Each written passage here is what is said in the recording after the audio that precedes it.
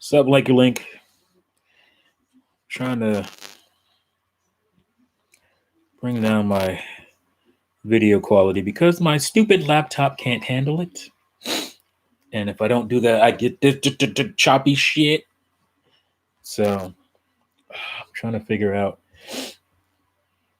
do that or not.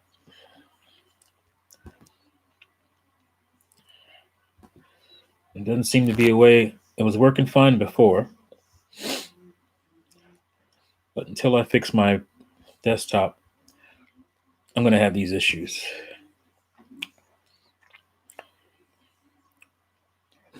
So let me share this and get everybody back in here.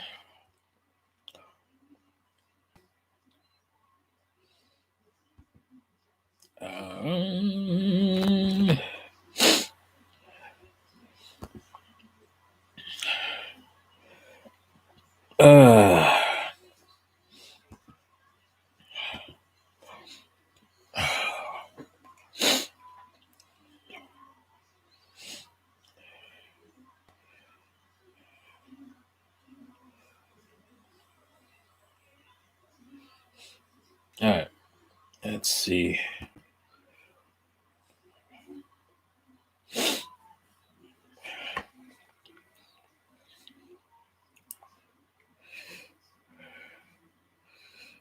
That doesn't make any sense.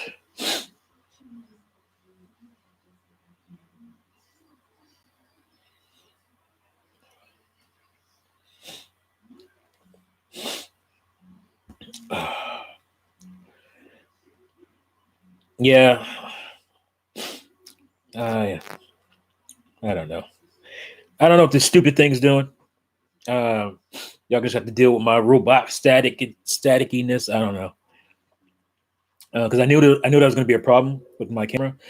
I do have a high quality camera, but I had to turn the settings down to basically standard def. Real gamer, I'm thirsty for some direct rumors. Yeah, I had to turn down the settings because I knew my laptop, which I need to upgrade very soon. I will be upgrading very soon. Is not great with video streams. Seems fine now. I mean, it's a little bit. I'm moving my head because it's the easiest way for me to tell looking at my stream if I'm dropping frames and whatnot. But it's good enough, I suppose. But I'm gonna wait for a little bit more people to get in here because I think I had more before my stream went down. Well, it went down because it was my fault. My fault.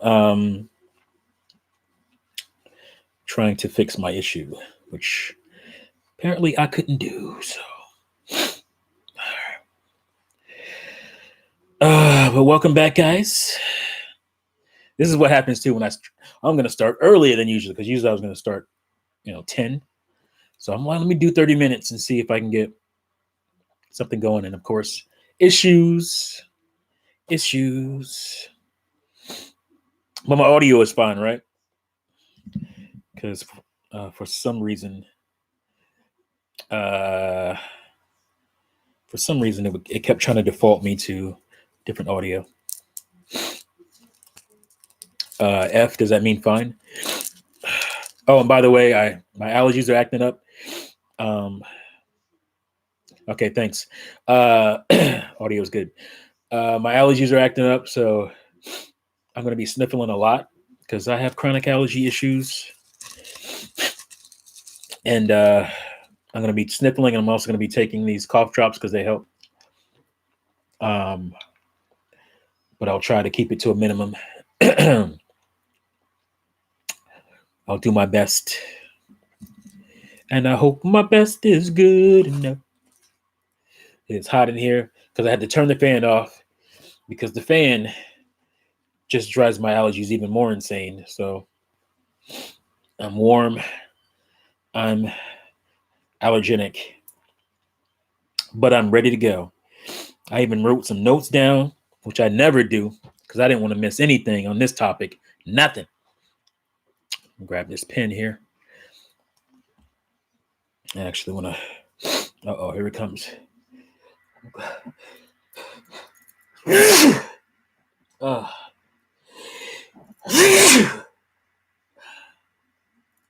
I'm trying to block the mic, but whatever. All right, so let's see. What is it? Oh yeah.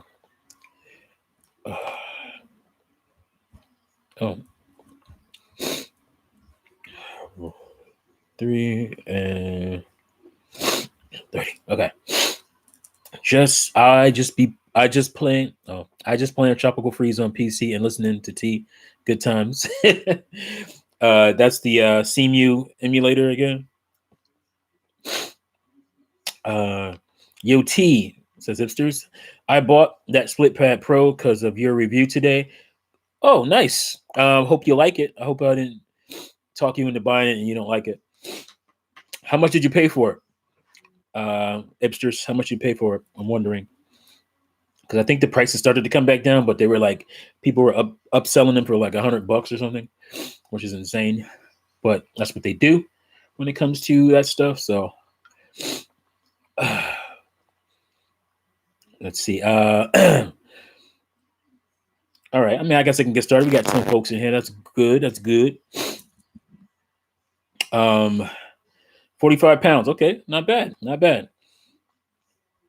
That's roughly 50 US, right? A little bit more, a little bit less, maybe.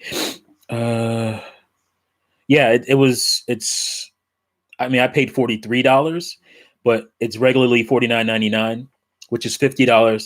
So if you pay 45 pounds, that's roughly about the same price. All right, so let's get it in, folks. Funny thing is that I was already going to be on this topic before I watched Juice's stream from last night. Shout out to Terminator Juice, who is in the chat as we speak. And I don't know, me and Juice, we get along because we think a lot alike. We have similar tastes a lot of the time. So I was watching it and I was like, oh man, that's so funny that he was thinking about that too. Or he caught wind of that, the idea of this. So let me look at my notes because like I said, don't want to forget or miss anything. I got some downvotes for my stream yesterday. See, I don't even know what your votes or upvotes or downvotes were because I got a new habit of like watching YouTube on my smart TV, so I can't see comments. I hope that's something in the future they can fix with these apps. Let me see the comments and let me maybe even type a comment or two in, using my remote. That's very doable. I don't know why they don't do that, but so I didn't know what your stream got as far as likes or dislikes, but yeah, it's funny. Yeah, so topic this week, I've seen a few videos and I've seen tweets, especially telling Nintendo fans to calm down, calm down. You don't, need any Nintendo news. You've got enough, apparently. And what right do you have to be thirsty for new news? And I find this very hilarious, and I'm about to destroy this whole entire argument of thirst for Nintendo news. For people wanting a new direct, because this has been the longest, I'm sure you all know this has been the longest gap between directs. Nintendo fans are wanting to know what the direction of 2019 is going to be, especially, or 2020, especially with the new consoles coming out. That is a logical thing to think about. What are you guys going to do to keep my attention on your Switch? Now, it won't be hard for some people, especially these people who are just, smelling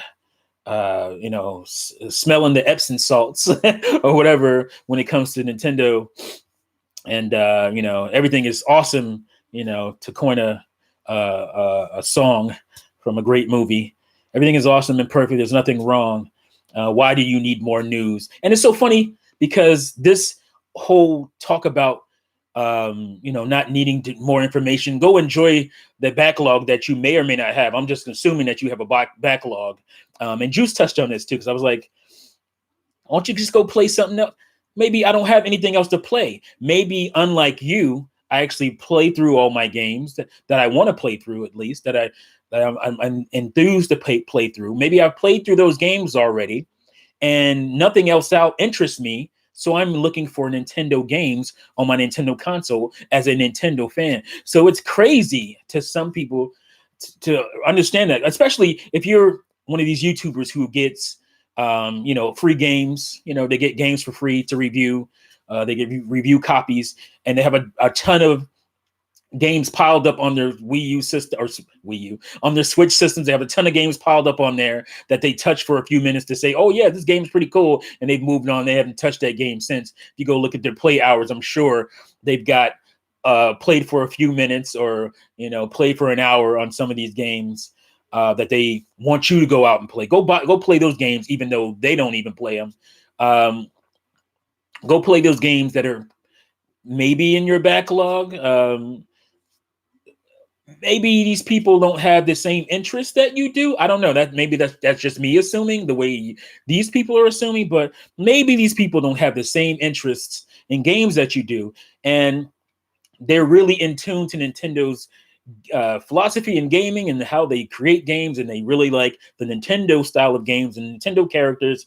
Oh my goodness, what's wrong with these people? But it's funny that they don't want you to be clamoring for new news, especially since these people, a lot of them are the purveyors of fake news. They put all kinds of fake news in your face constantly, especially when there's no news. So you would think they would be lauding and being in the same camp as you are, especially when they love to give you fake news when there is no news. They did that during the Wii U, obviously, because there wasn't a lot of news for the Wii U. So they hit you with those NX rumors, bang, bang, bang, bang, every day. They pulled some of them out of their asses.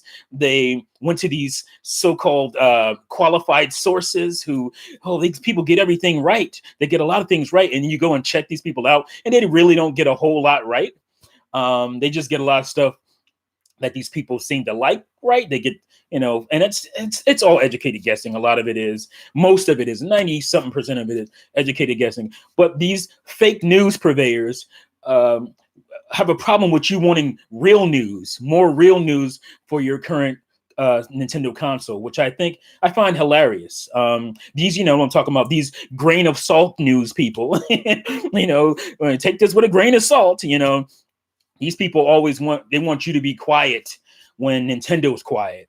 Meanwhile, they spew at you all kinds of bullshit news about rumors that are not verified by anybody. Just throw stuff out there. Nintendo Switch Pro, Nintendo Switch Pro. My goodness, it's coming. Switch Pro is coming. It's coming. What's that game? What game I'm looking for? Oh yeah, Metroid Prime Trilogy HD coming. That's coming. Oh. Enjoy my fake news, and don't you dare want new news on your console, about your console. Real news from Nintendo, from a real source. That's just too much for them to handle. And I just say that's utter bullshit. You know it. I know it. There's nothing wrong with Nintendo fans wanting Nintendo games on their Nintendo console. So we've been in this drought, If maybe you're not a fan of Luigi's Mansion, maybe you're just not a fan of Luigi's Mansion. I love the game. I love the series. But maybe that's just not a thing for you. It's not like it's a Mario game. It's very different. Maybe that's just not your game. It's sold pretty well. It's selling pretty well at this point, especially. But maybe that's not your game. And before that, what was it, Fire Emblem, and there's Mario, Super Mario Maker's in there somewhere. Maybe you like Mario Maker, but that game seemed to fall off pretty quickly, a lot quicker than the first one. I guess the novelty wore off for Super Mario Maker 2. So, and unlike there's other stuff gravitate to, unlike there was on the Wii U. So maybe it just didn't get continued.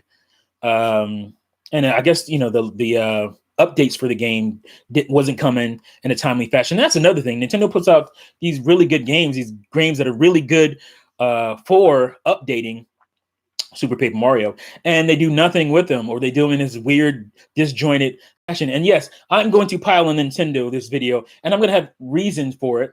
Back up my claims to them not doing what they used to do. So you look at a system like Wii U, and it had issues. It had very little third-party support, and not very good for some of it. And it also had to contend with the 3DS.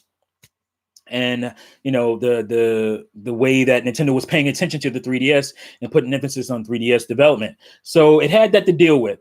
And that allotted for droughts. But fortunately, there was the 3DS. As a Nintendo fan, I still was getting quality Nintendo games just on the 3DS and not so much as on the home console, the Wii U. But now we're in a situation where none of the faults, apparently, of the Wii U affect the Switch. So it doesn't have to deal with, third party. I mean, third party is better. It's not like it's amazing or anything. It's a lot of 360 PS3 ports and whatnot, which is fine with me, because some of those games I don't have. It's cool to play those handheld mode. We get it. But it hasn't affected the sales. The sales of the system are over 52 million right now. So you can't say, well, they're struggling and they couldn't get this stuff out in a timely fashion. Because if you look at the first party output on the Switch at this point, it's more comparable to a system that failed commercially, the Wii U. And I'll get into the games themselves and the numbers if you don't believe me, but it's really crazy.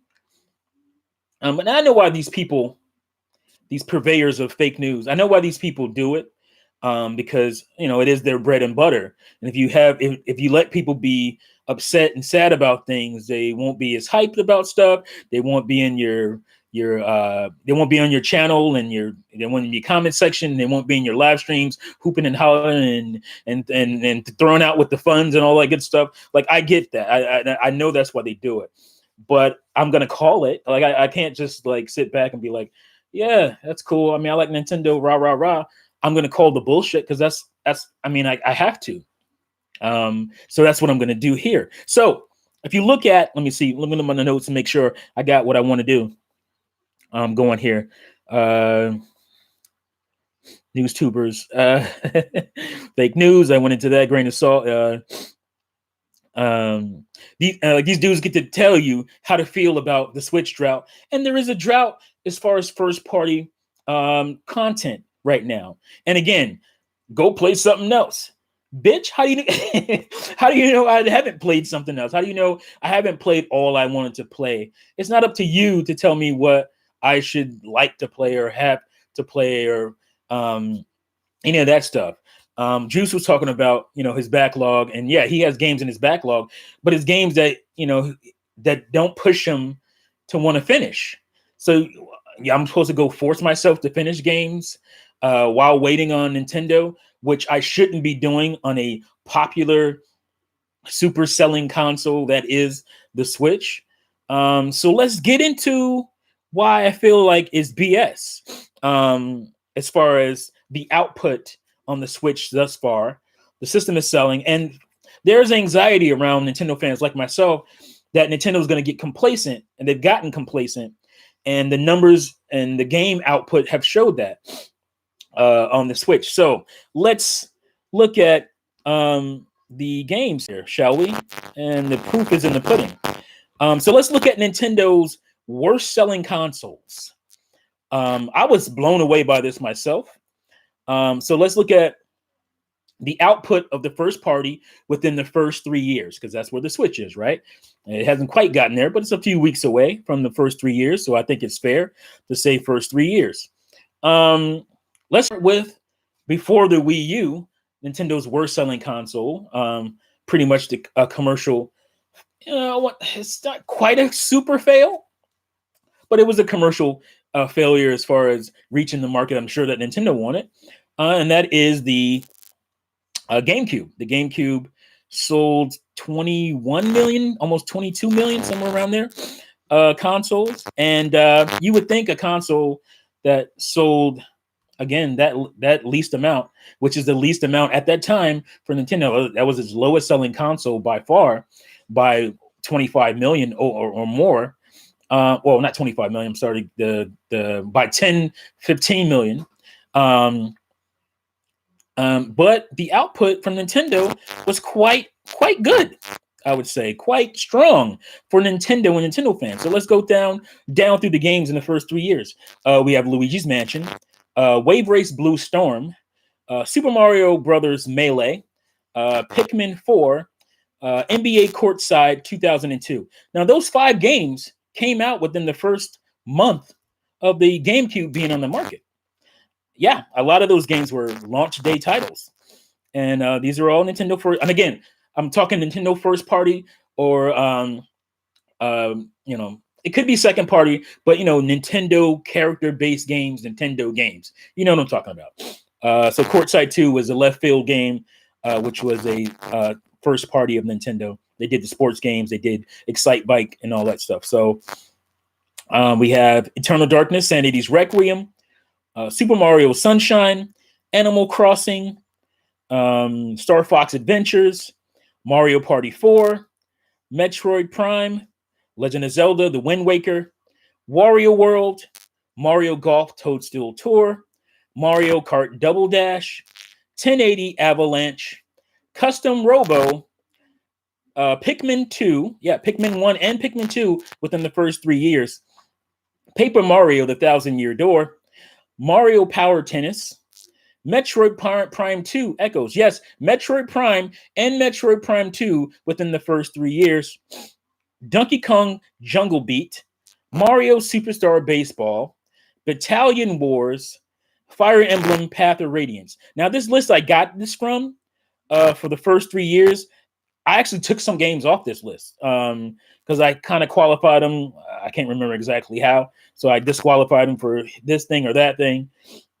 So this list was initially 35 games, well, not 35 games, 30 games long as far as Nintendo first party games.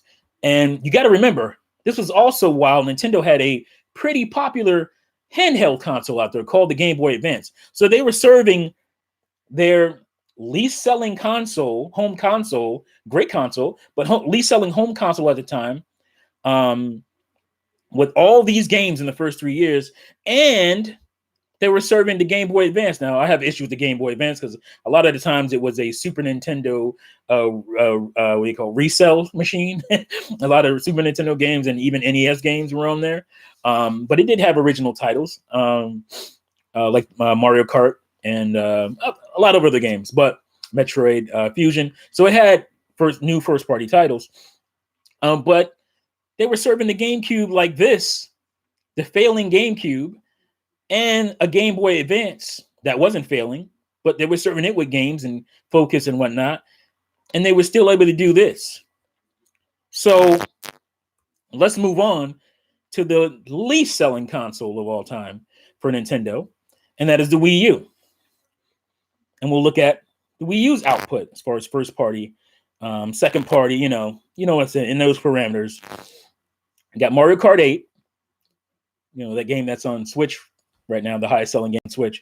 Splatoon, which was, out of nowhere, phenomenal. Super Mario 3D World, great game. Donkey Kong Country Tropical Freeze, which Juice said he's playing right now. New Super Mario Brothers U, New Super Luigi U. I kind of put those together. Super Mario Maker, Super Smash Brothers U, Kirby and the Rainbow Curse, Mario Party 10, Pikmin 3, Wii Fit U, Wii Sports Club, Yoshi's Woolly World, Ultimate NES Remix or NES Remix, Captain Toad, and Xenoblade Chronicles. It just barely, it was close enough for me to throw Xenoblade in there. I think it's off by a month. So I put it in there. But again, I took games off the other list. So I think that's fair. So yeah, that's not too bad. Obviously, you can go in and say, well, the impact of those games, especially some of the later ones on that list, like Wii Fit U. I mean, those aren't major third party or first party games. But then again, neither is something like Ring Fit Adventure or what's the other one? Or Nintendo Labo. Those aren't like big impact games. So look at it like that. Now, I know I'm missing a couple games off here. And I really tried, but those other two lists were way easier for me to make because I could find those like easily on the internet, where I couldn't find stuff for Switch, oddly enough. I don't know, like first party titles for Switch, it was harder to find like a list that had them all. So I had to kind of go through and figuring out, but I know I'm pretty sure I'm missing at least one game from this list. So let's go to Nintendo Switch. And these games are impacted in different ways because some of them are sequels to games that we just got on Wii U. But I'm not going to act like that takes away. These are new games, so let's go through. Splatoon 2, ARMS, Super Mario Odyssey, Smash Ultimate, Xenoblade Chronicles 2, Super Mario Party, Kirby Star Allies, Mario Maker 2, Yoshi Crafted World, Animal Crossing New Horizons, which I don't know if is it the third? I don't know when it comes out exactly, but it's close enough to put in the first 3 years. Luigi's Mansion 3, Nintendo Labo, Fire Emblem, and like I said before, that's one I forgot to put on the list as well, Ring Fit Adventure. So, and again, I'm sure there's something I'm missing. You guys can please put them down in the chat itself, because I know there's a couple that I'm missing for sure, and probably stuff that came out last year even.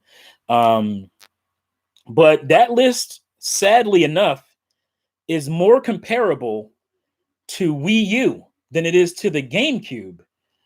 And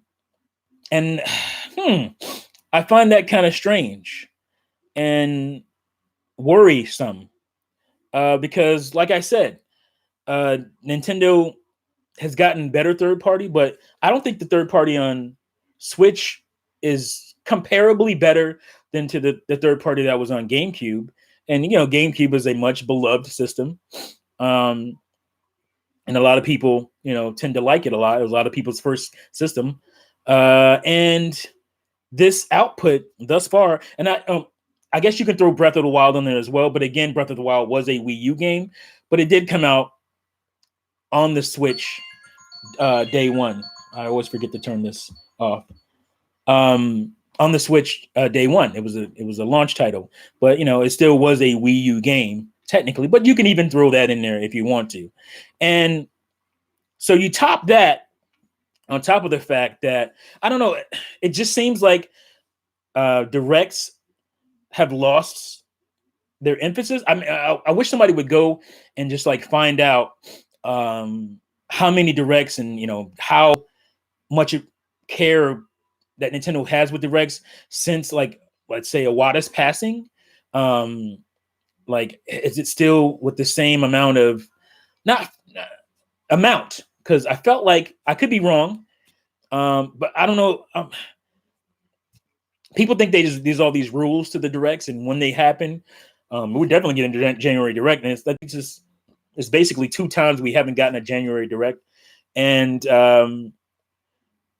people have a right to be, like I said, worried about that stuff or care about Nintendo news, because a lot of us are Nintendo fans, and you can't force people.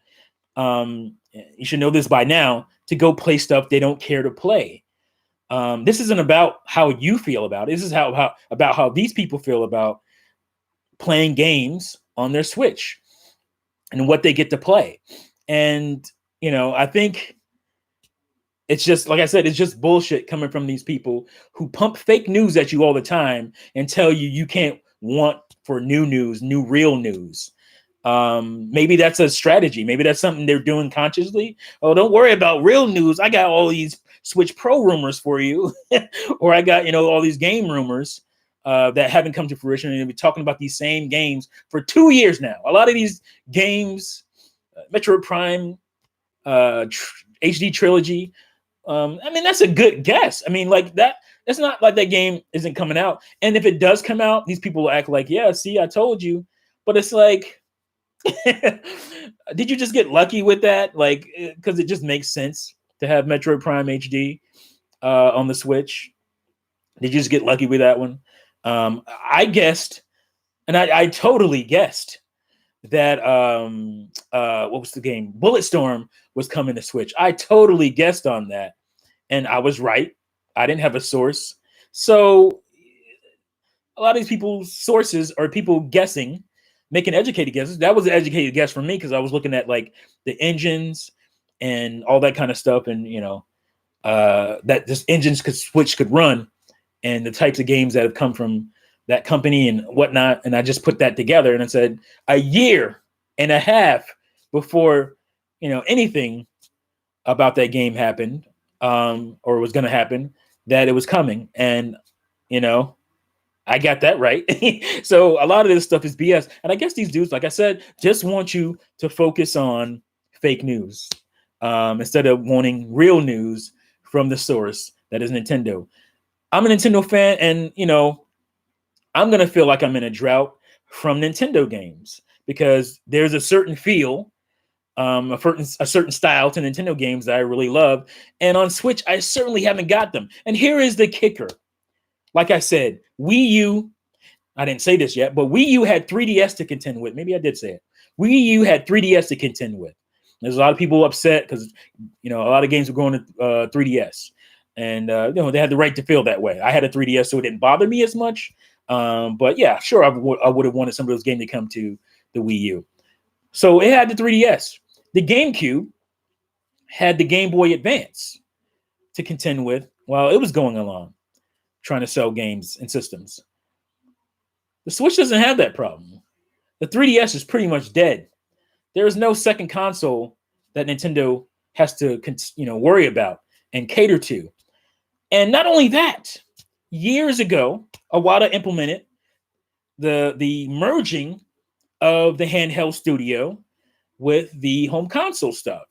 So this is something that has been in the works for a couple of years at least. And that, to me, that was a signal that we would be getting more games and bigger games, maybe better games on one system now. So that output, that, cool, quirky kind of output that we get on a 3DS, that was going to come over to the Switch. And at this point, that hasn't happened. Now, could I be just rushing that? I don't really understand game development to a T, and how and when those processes start to bear fruit. It's very possible that I could be completely blown away, and I'm hoping that's the case, that I can be completely blown away by the output on Switch from Nintendo first party this year into next year, sure. But there's nothing wrong with people wanting to know that. Going into a year we know nothing about. Animal Crossing. I love Animal Crossing. A lot of people love Animal Crossing, but this is going to sound strange. Animal Crossing is niche. It is a big niche. It fills a big niche when it comes to Nintendo. We're talking, if you look at New Leaf, especially, it got up to what, 15 million or something. Maybe that's a little much, but somewhere around there on a 3DS. So, but not everybody likes that style of game. That is a niche style of game. The creator game, the social, kind of butterfly type of game where you're crafting your living space, you're doing micromanagement, stuff like that. That's not exciting for most gamers out there. So if you go from I like Luigi's Mansion, that's not really what I was looking for, It's a great game, I can tell that, but not for me. Two, I don't care about Animal Crossing at all. You've been in a Nintendo drought. And again, these people who say, oh, go play this, go play that. How the hell you know what I'm playing? Just because you're not finishing games and you have a huge backlog doesn't mean I do. And so you're pushing your agenda. You're pushing these assumptions on me that have no validity, that have no backbone whatsoever. And that is annoying, it's disingenuous, and it's complete bullshit. So that's how I feel about it.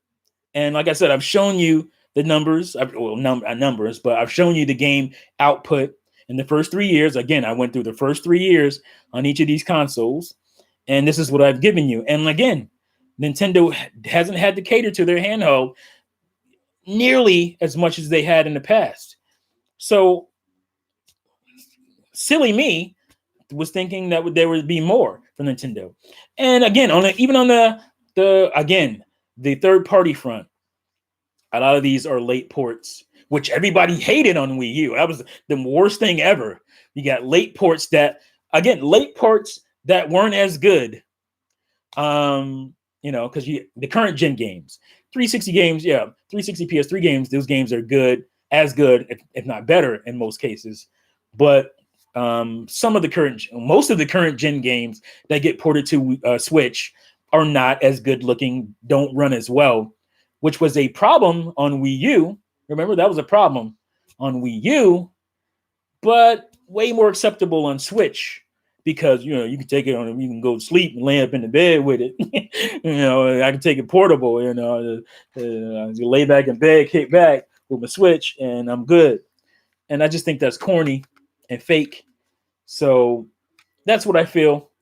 Let me check out, because I haven't looked at all during that whole rant, what you guys are saying.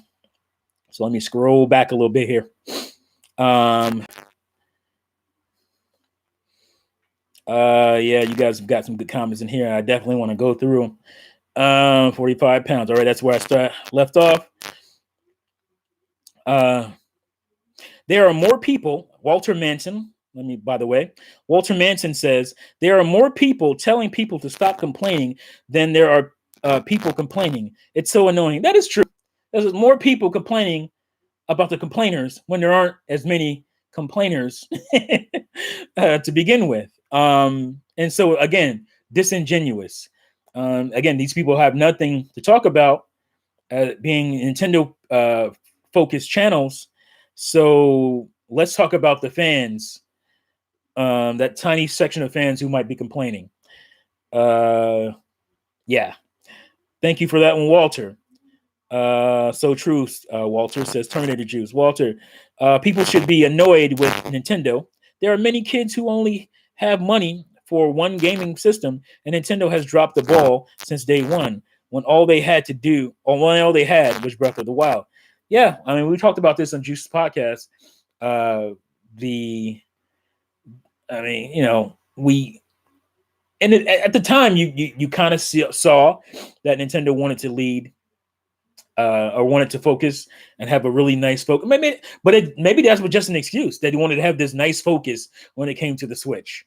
They just didn't have a lot as far as third-party games, or as far as any games at launch. So from the beginning, like you said, we had a Wii U game in Breath of the Wild, which is phenomenal.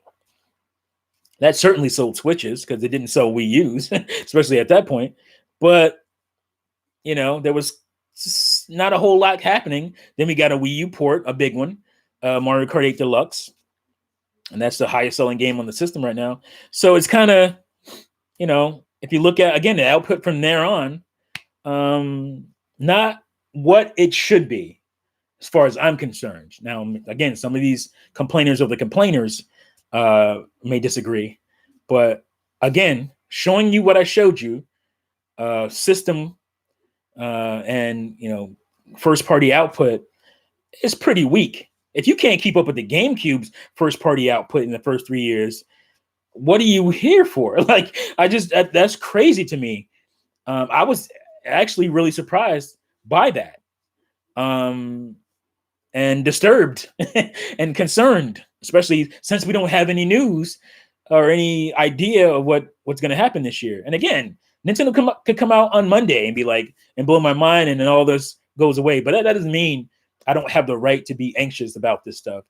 I don't have the right to complain about it, because I do. The same right that you have to spew rumor video after rumor video, I have to talk about real news and what I really want.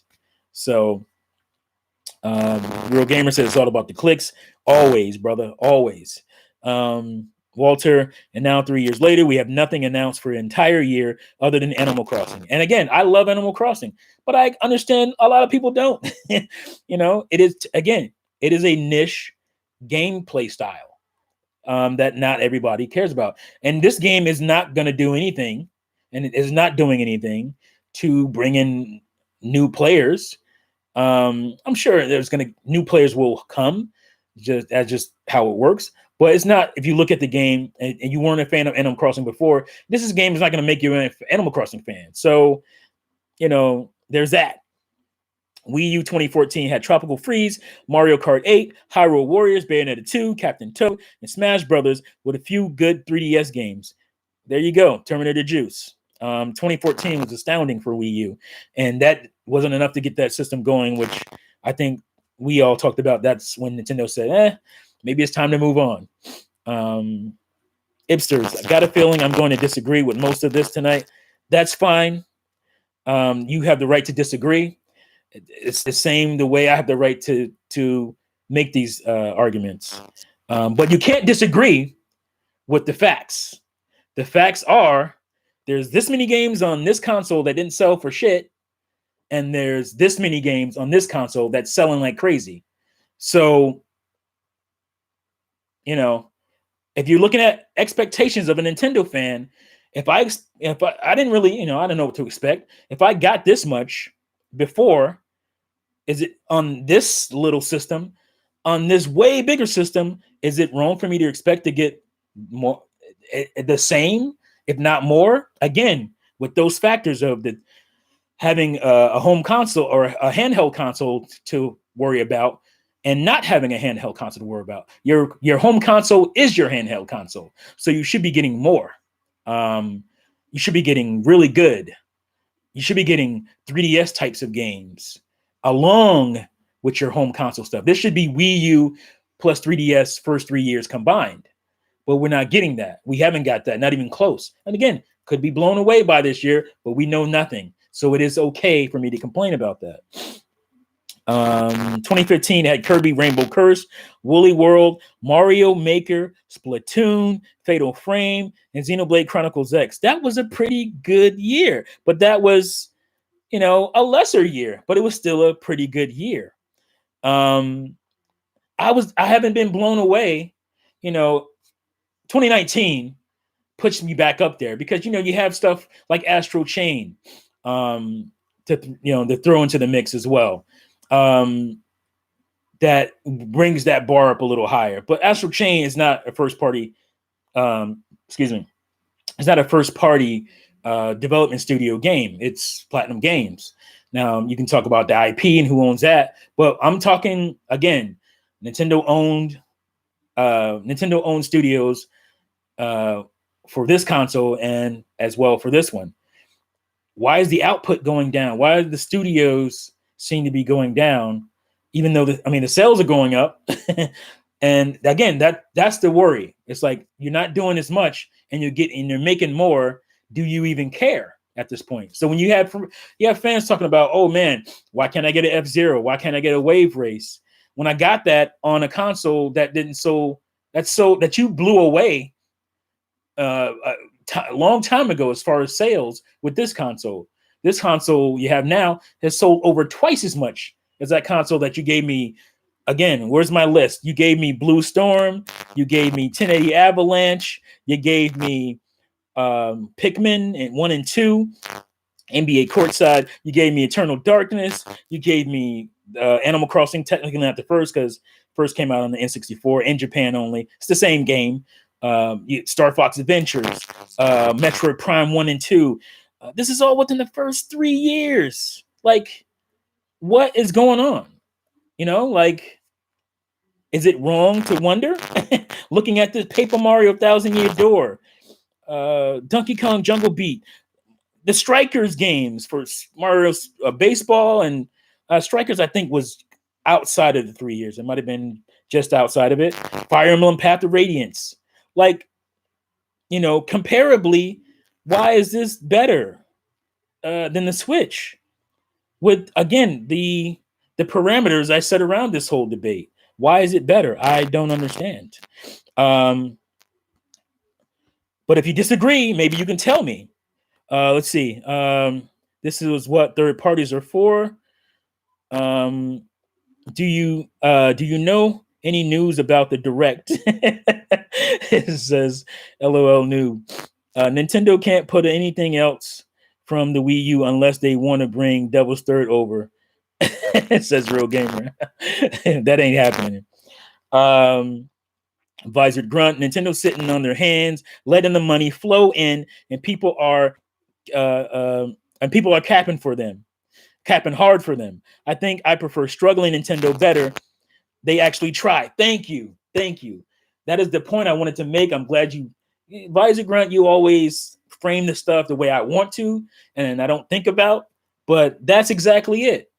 I prefer struggling Nintendo. If this is what good Nintendo was doing, if this is what successful Nintendo was about, I prefer struggling. But I know successful Nintendo put out great stuff too. The NES, the Super NES, the N64 all had great stuff.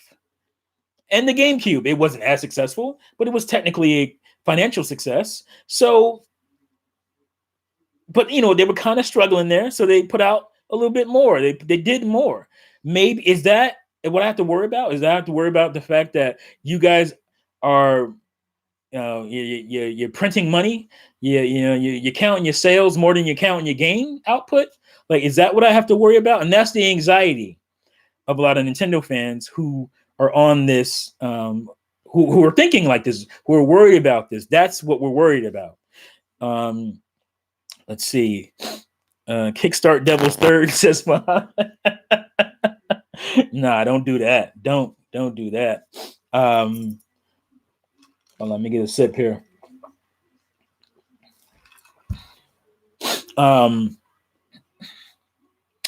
Did you say Pikmin 3? Where's Pikmin 3? It's done, right? Or Pikmin, that's it. Oh, I didn't say Pikmin 3. I'm thinking Pikmin 4. No, I forgot Pikmin 3 on the Wii U. Did I? Did I forget that? Let me look at my list here. Because I remember, yeah, I said Pikmin 3. It's on my list. I was like, there's no way I could have missed Pikmin 3. But yeah, Pikmin 4, where is that? Xbox has more console exclusives to start the year than the Switch. LOL, Ori 2 and Bleeding Edge hype. I can't argue with that. It's facts. And Ori 2 is going to be amazing from the looks of it. The first game was awesome. Just awesome game.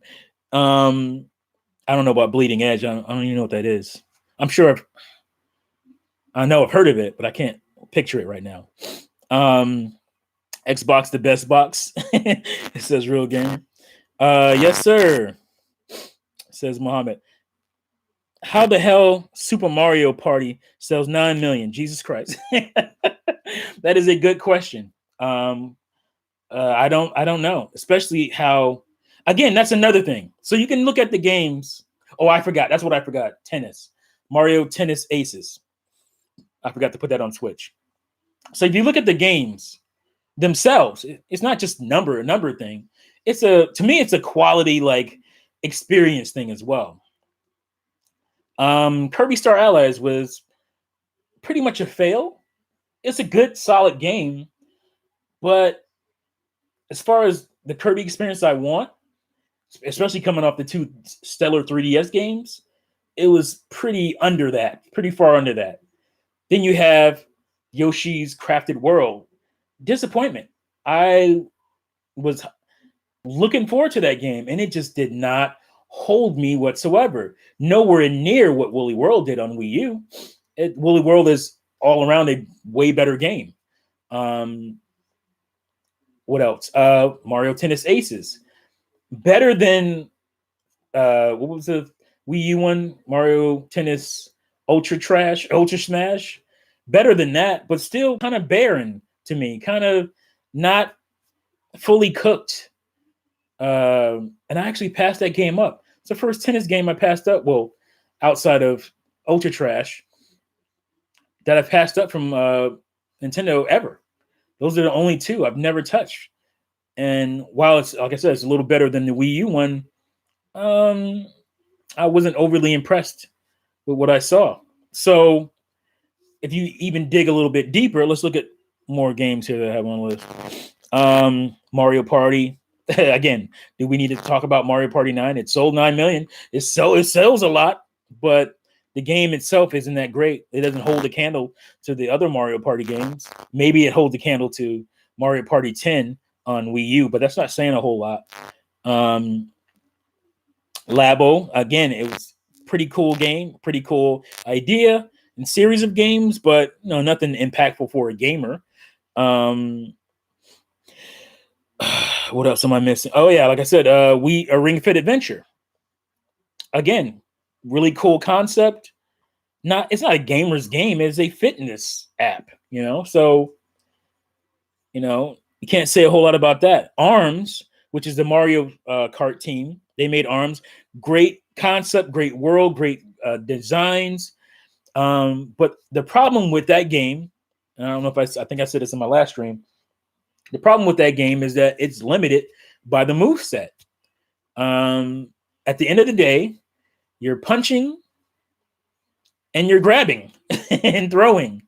There's not a whole lot to it as far as the movesets go. So while I was thinking, maybe they should flesh out the characters more, they have to flesh out the fighting more.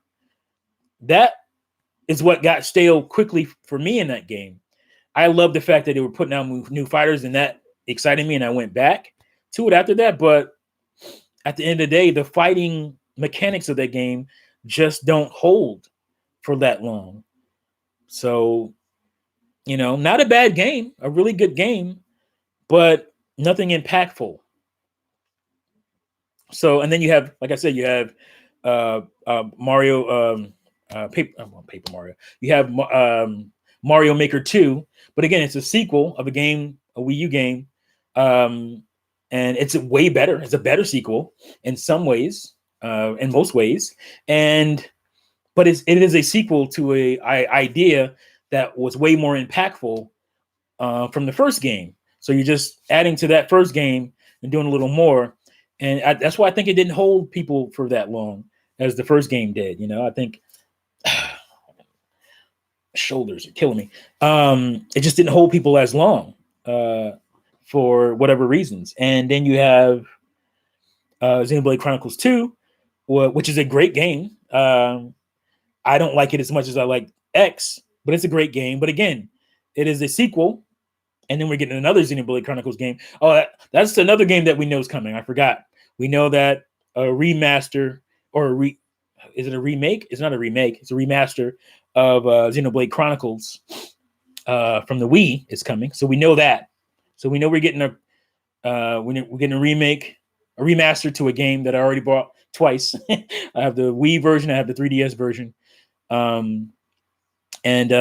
So again, there's no reason. There's nothing wrong with being worried and complaining about these things.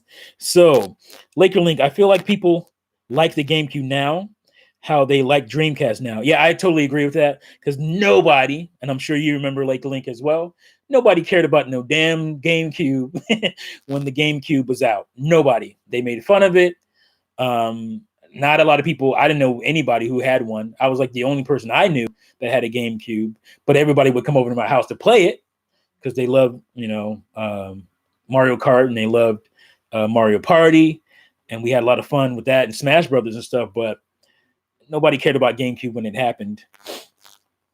These publishers still won't put these big budget third-party games on the Switch that's selling so well. Then what will? At this point, I made this point already, is that, okay, you got all these amazing sales, but these big companies still don't care. They don't care. They're making so much money on DLC and microtransactions. They're making billions of dollars on that stuff that they don't even care that you have an install base of 52 million.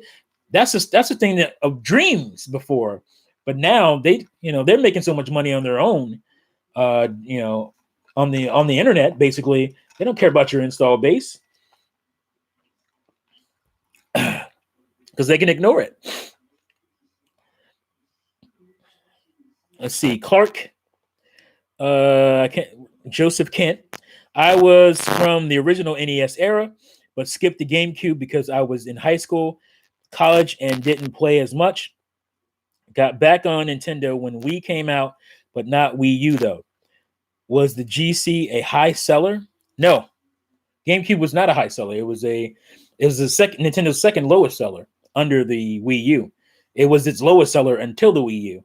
It's 21 million, somewhere around 21, going near 22 million, I believe. The original Xbox, which was a commercial, failure, didn't sell or outsold the GameCube by a couple million. So to put that in perspective, Visor Grunt, like me, I don't care much about Animal Crossing, and I don't know when the game I want is coming. Xenoblade Remastered HD. So yeah, again, Xenoblade Remastered is a remaster. So that takes away a little bit of the fire, and we don't know when it's coming. So if you don't care about Animal Crossing, and maybe you still care about Xenoblade Chronicles Remastered, like me, but it's not like, oh my God, I can't wait till that game comes out. I can wait, but you don't know when that's coming. So to have anxiety in the second month of the year about Nintendo with that outlook there's nothing wrong with that. And again, pay these people no mind. They're just doing their old song and dance. And it's funny because some of these people were nowhere to be found during Wii U, for one. And they're making that Switch clicks, man. They're getting them Switch clicks. And so all of a sudden they're like these huge Nintendo fans. It reminds me of, it makes me think about like new Star Wars fans versus old ones. We all love Star Wars, right? We all love it. But the old OG Star Wars fans like myself can look at what's coming out now, Disney Star Wars stuff, and even not just Disney, but even the prequels, and be like, yeah, that's trash. That's not as good as what we had when you didn't have any money. Like George Lucas, you didn't have any money making the original trilogy. Well, you got more money because the first one did so well, but you didn't have anywhere near the money or technology that you had. And you put this out, and it just seems like there wasn't a lot of effort in the script, or pace, or figuring out the story, and none of that stuff. And then you kind of just cobble it together and try to tie loose ends with the third one. So that was just jointed to us. Now, if you grew up and that's what was your Star Wars, you didn't know about the other stuff. You didn't know about that quality. You know what I'm saying? And same thing as with the Disney Star Wars stuff. There's a lot of butting of heads on, old fans, not liking the new stuff. And again, I can point to quality after quality, but you don't care. You don't care when I tell you this stuff because I'm just the old head, trying to take away your fun. So it's similar to that, to me, in some ways, where it's like, you have a bunch of new fans, Switch fans, who are like, what's the problem, guys? Look at all the stuff we're getting. And I can curl up in my bed with all these old games. What's wrong? But us OG fans who had previous consoles, who were there day one, who was spending money and waiting for the next thing, we saw what struggling Nintendo, as Visor Grunt put it so eloquently, struggling Nintendo seemed to put more effort out when they were struggling. The struggling artists, when the big dude with when you're struggling, when you're a struggling artist, I think you put out your best work because you're hungry, you're really hungry, and you're just way more creative with less. Same thing with the indies, like indie gaming companies or indie filmmakers. I think I'm at my creative best when I have to come up with ways to deal with budget, to deal with the fact of a lack of budget. And I think that's the same for these big companies. I feel like that's the same for Nintendo. They seem to put more effort in when they were struggling for your dollar than they do when you're just throwing your dollar at them, based mainly on the form factor of the Switch. That's where most of its accolades, that's where most of its love comes from, is the fact that I can pick this thing up, I can play it on my TV, or I can take it up, take it with me, put it in my bag, go do what I need to do with it. And that's where a lot of its sales come from. Yeah, core fans, we're here, but we're here not with rose-tinted glasses on. We're here saying, yeah, we love what you're doing, but we want what you're not doing. And there's nothing wrong with that. Let's see. Laker. Was that the last one I did? Laker Link? Oh, I scrolled way out of contention here. There we go. Switch has way more ports. Let's see. Oh, too far.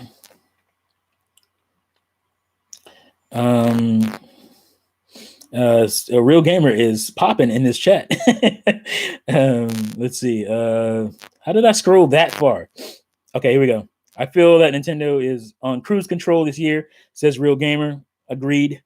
Laker Link, I feel like you could be concerned about the year 2020, but it's also a month, and it's also a month and a I think you might a month and a half in. I think it says a month and a half. So a month and a half in.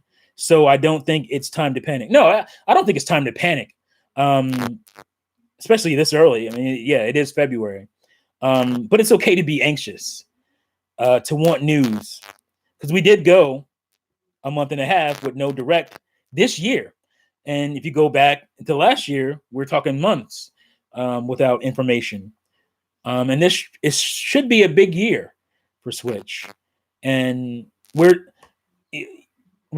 I know I'm tired of nothing mostly in the first half of the year, and then smash at the end of the year, and you miss out on stuff because of that. There's still games that I haven't played that I'm going to get to. But if I really wanted those games, I'd have them. I'd be playing them right now. So that's why I can still be anxious and wonder what Nintendo's going to bring this year. And I know you understand that. Like, I'm just saying that's the argument some people would make, is that, well, there's not, there's still stuff, like you said, that you missed last year. But I'm so sick of that whole setup. Why is that the way things go? It's so disjointed. And then I have other issues with the Switch, dealing with the UI and online. And I'm just annoyed at this point. So yeah, it's not time to panic or anything like that. There's no reason to panic, I don't think, ever. Maybe if we get into the fall and there's nothing, you'd be panicking. But I don't think we'll ever have a time to panic. But I think it's okay to be anxious and wonder what's going down for this year.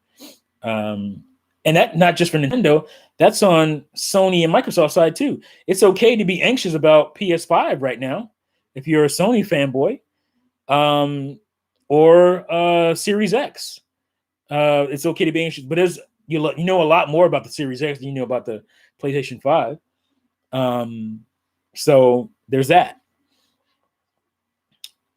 But it's portable, says mine. I'm in bed playing with your Switch. This is Real Gamer. The spook who sat by the door. What's up? Let's be honest. If the Switch wasn't portable, the sales wouldn't be close. Of course not. Of course not. Because the sales wouldn't be what it is, and those third-party ports that we do get, they'd be saying, "Oh, it's not powerful enough. We can't do it. We can't do it." The excuses that the Wii U got would certainly be on the Switch at this point. But they were smart enough to make it a handheld as well. So that's what saved them. On Nintendo, I'm not worried about the Nintendo Switch. Wait for the Nintendo Direct before being worried. Switch has way more games than Wii U ever did. Yeah, I don't think you're hearing my point, though. Yeah, it has way more games. But if we're talking Nintendo output on the Switch, if you're a Nintendo fan, you care more about Nintendo games like myself, And again, if you had a PS3 or Xbox 360, or if you have an Xbox One, like all the stuff that you're getting on Switch is not that impactful because it already came out on the system already had. So again, that's not enough of an excuse. And if you only have a Switch, maybe you're in heaven. I don't know, but I've never only had a Nintendo console. I've never only had one console. So that was my problem with the GameCube. The GameCube had all these. Well, it didn't have a lot, but it had way more third-party games than Nintendo had on N64. Had all that stuff, but I had consoles that had that stuff already. So when those games came to GameCube, it wasn't, oh my gosh, look what we got. But on top of that, GameCube had a lot more first-party stuff. I don't know if you heard that, but why is the GameCube having more in its first 3 years than the Switch that has already outsold it by double, more than double plus 10 million? Why is the GameCube first party in the first 3 years more stellar, more in numbers than what's on the Switch? Is it because Nintendo's lax and it's like, hey, well, you can play all these old third-party games. What's the problem? And I think that's the issue with me and Juice, is that we have other systems, Witcher 3 coming out would be amazing to somebody who never played it. But I bought it because I thought it was cool. I thought it was really cool to have a game like that on a portable console. I did the same thing with Xenoblade Chronicles. I went out and bought Xenoblade Chronicles on 3DS because I thought it was cool to have a game that size and scale, that style, on a handheld. But it's still an old game. So I'm looking at a Nintendo console first and foremost for Nintendo content, and it's lacking. So, but if you let me know, you lay it out, hey, we know this stuff coming. We're not saying that, but we're tired of this system of the first half of the year, it's pretty barren, and then we'll, throw you 5, 6, 7 games maybe at the end of the year and cram them all in. That is not a good way. Oh, well, if you look at the sales, it is. So you can't win this argument, but my points are still valid and they stand. So I understand the frustration. This is what happens when you on top, people get lazy. Everybody does it, and Nintendo should know better. I talked about this in my last stream. I'm like, people are supposed to, we have history. We write it down. We study it because history, while it's good to know where you came from, it's good to know where you came from so you don't go there again for a lot of these things. You're not supposed to repeat bad history. That's the point. And every time in the past, companies have gotten on top. They've gotten complacent and lazy. Sony did it with the PS3. Nintendo did it after the Super Nintendo to some extent. NES even. And not really NES, but Super Nintendo. I think coming out of the Super Nintendo, they just said everybody's going to come with us. We're Nintendo, and that didn't happen on N64. And Xbox after the 360, they got full of themselves. With Donnie Matrick, which apparently a lot of OG Xbox fans love,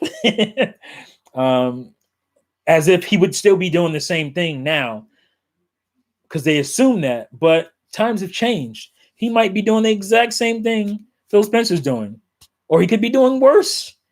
Like he's not going to go and do what Microsoft or the company doesn't want him to do. It's just so strange. It's like, oh, he can just decide he's going to go this way. No.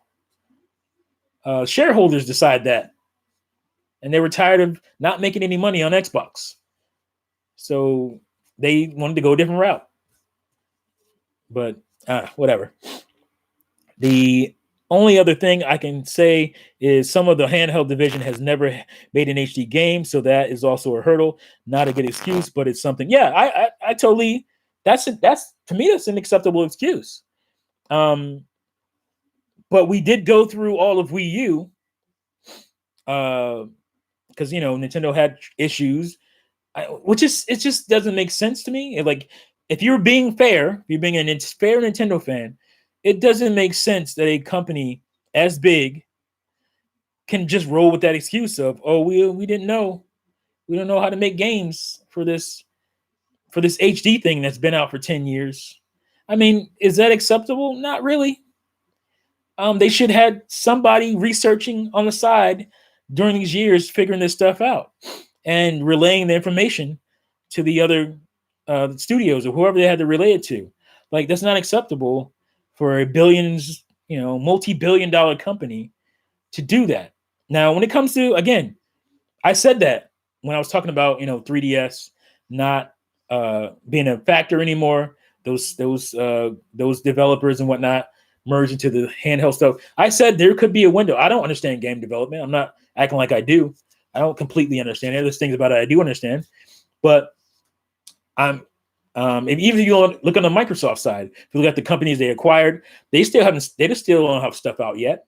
And you would assume that's because there's going to be a window in there where they're transitioning, and that could be this thing for Nintendo. I said, even when I was talking about that, I said we could be hit with all their games this year, or knowledge of their games this year, or next year could be a crazy year for the Switch as far as game output from Nintendo. So I recognize that.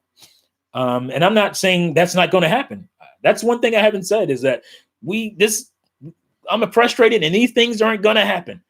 I said these things are very possible to happen, but because we don't know, it's okay for me to be frustrated about them. Or whoever to be frustrated. And, even if you're not frustrated, that's fine. My issue is when you shit on somebody else's frustration, when you just outright, nah, you guys, come on. That's the thing that bothers me. That's the thing that always bothers me. I don't care that you have a different opinion than mine. That is called normal human behavior. It's human psychology that we all don't follow the same path. Now, you can talk about human psychology where people are kind of morphed into groupthink, and that does happen. But I just meant, like, it's okay to have different opinions. I have different opinions from everybody else. But am I turning around saying, your opinion is invalid? You're wrong. You talking out of your ass. No. But telling people to not worry, that's not an opinion.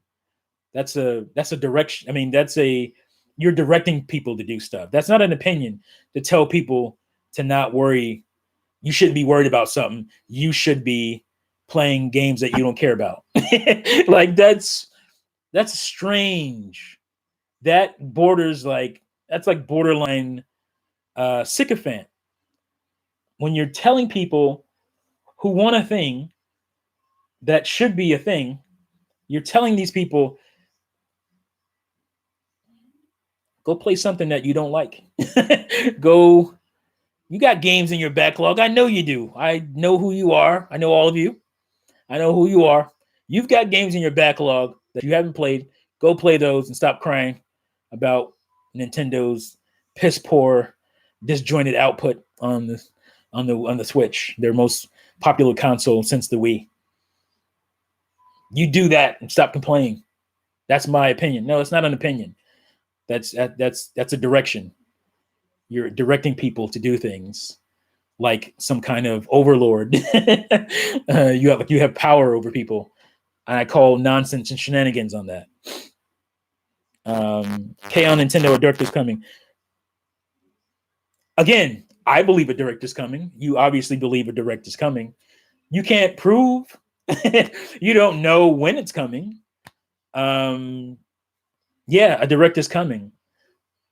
A direct is coming, so I should not be frustrated. What if the next direct is Animal Crossing Direct? It's okay, just wait. The normal direct is coming. Like, it's okay for people who spend their hard-earned money on stuff to question and wonder about those things. I spent pretty good amount of money on my Switch, my daughter's Switch, my son's Switch, the games I buy for it. I'm a customer it is okay to question and expect. It's a normal process in this consumer seller world we live in. That's normal. And any other thing, the only thing people act like that's abnormal in is movies and video games. It's normal to go to a baseball game or go to your favorite football team's game and watch them play. And if they suck, or if they're not playing up to your standard, it's okay to bash them. It's fine. You guys sucking. You're not playing as well. Yeah, you probably won you won the game, but you guys weren't doing the things that you normally do to win. What's going on? It's okay for a fan to feel that way. It's okay for me to go to the store, buy a snack pie or whatever, taste it. Oh, this is not as good as the last one you made, or there's something wrong with this one. It's okay to complain about that. But the only time for fans it's not okay to complain is if you're complaining about a video game company or if you're complaining about movies. Then it's not okay for some reason. Somebody can tell me why. I don't know. I've been playing a bunch of Xbox Game Pass lately, and it's awesome, says Real Gamer. I've had Game Pass for over a month and barely played anything that I've downloaded. That's kind of like I am, or I haven't. I'm off Game Pass now. I don't have it anymore. But that doesn't move me. And I understand why it's a good service for a lot of people. But for me and the way I play games and consume games, it's not. Muhammad, Terminator Jew, straight trash. You are not talking about Animal Crossing. Mario Party sells 9 million and it doesn't even have online multiplayer. This is the reason why Nintendo will never do better, because Nintendo fans buy anything that has a Nintendo label on it. I don't want to put Mario Party all on Nintendo fans. I think a lot of families and whatnot who bought a Switch, it just seemed like a logical game for them to buy, for everybody to play. It just fits in that that niche for families, I think, because I don't think core Mario Party fans cared for Super Mario Party. I just think that because the Switch has sold at what it has, people are like, oh, well, I'm gonna get Mario Kart. That's gonna be a good game. Get Mario Party. It's a good board game, basically a video game board game to play. I think that's why it sold well. K-On Nintendo, when in the hell is Mario Kart 9? K-On, come on, man. Are you serious? When is Mario Kart 9 coming? It depends on how long Switch is a viable console for Nintendo. If it actually goes where they're talking about 7 years or something, if it goes along, you might get a Mario Kart 9 even next year or the year after or next fall or something like that. But if it starts to tail off a little bit, the sales, I don't think it'll happen. If I was Nintendo, I'd say Mario Kart 9 for the launch of the next console at this point. And Real Gamer says basically the same thing in a different way. Terminator, the FYI, Next Level Games never made an HD game, and they pulled off the best looking game on the Switch, Luigi's Mansion 3. That is true. I don't know why I didn't think about it at the time, but yes, that is true. They never made an HD game before Luigi's Mansion, and it is probably the best looking game on the Switch. And like one of the best animated games I've ever seen. So, and again, that's not a rule. Maybe Next Level Games was just exceptional that way. So they were able to pull that off. Not every 3DS studio would be able to do that. And I understand that. But if they can get to that level, shouldn't these other guys have gotten to some other level at this point? But again, we never know. Development cycles, how they work, what Nintendo's plans are. I think it has more to do with what Nintendo's plans are. You need third-party and first-party game for a successful console. I have played Nintendo since SNES. Says K on Nintendo. Yes, that is true for the most part.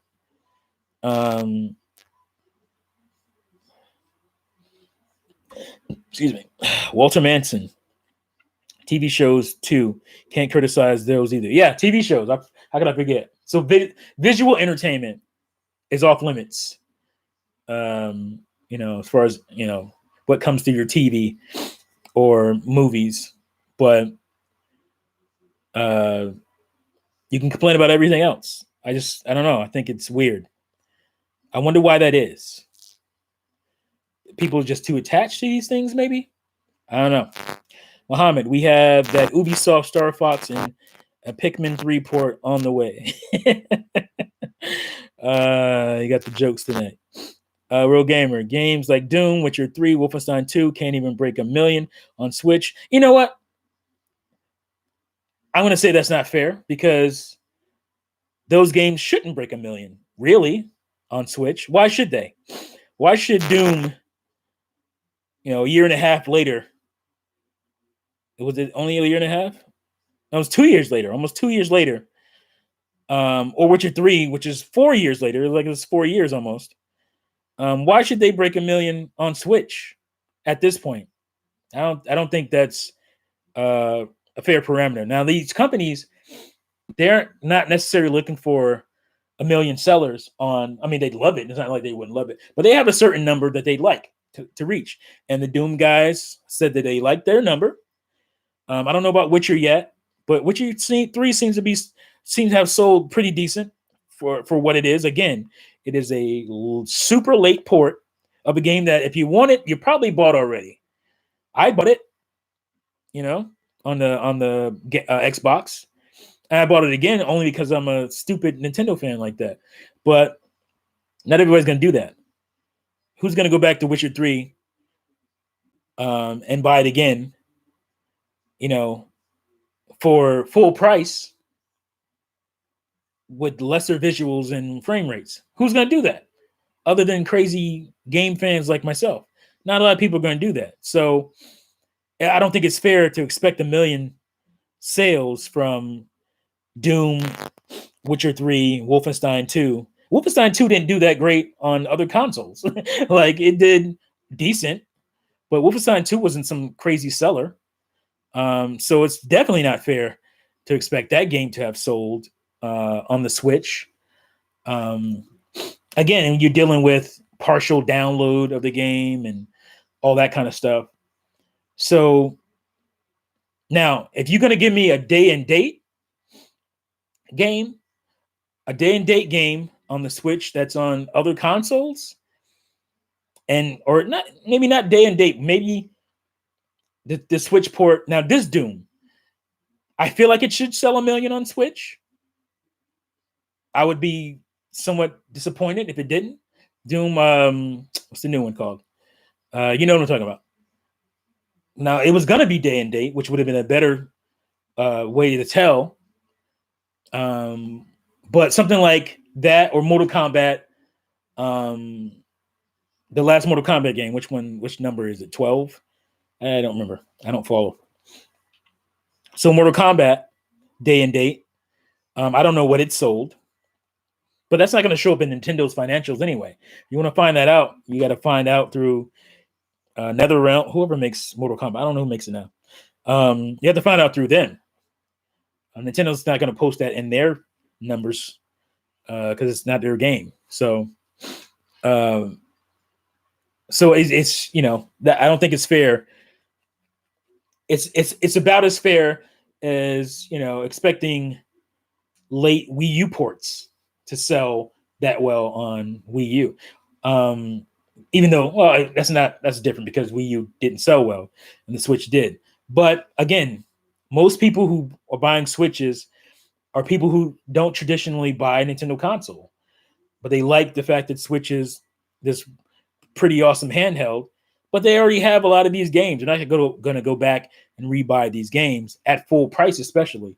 So it's not fair to expect that. Now, if you have a day and date game, let's say the basketball games, 2K games, if those don't sell 1 million, then I'd be like, yo, that kind of sucks. Because those games are comparably visually, and they're day and date games. But again, I don't know what the numbers are for those. But yeah, let's see. All games on Game Pass. $1. Terminator $1 became 45 real quick. Yeah, that $1 doesn't last forever. And if you're not paying attention, you're gonna get hit.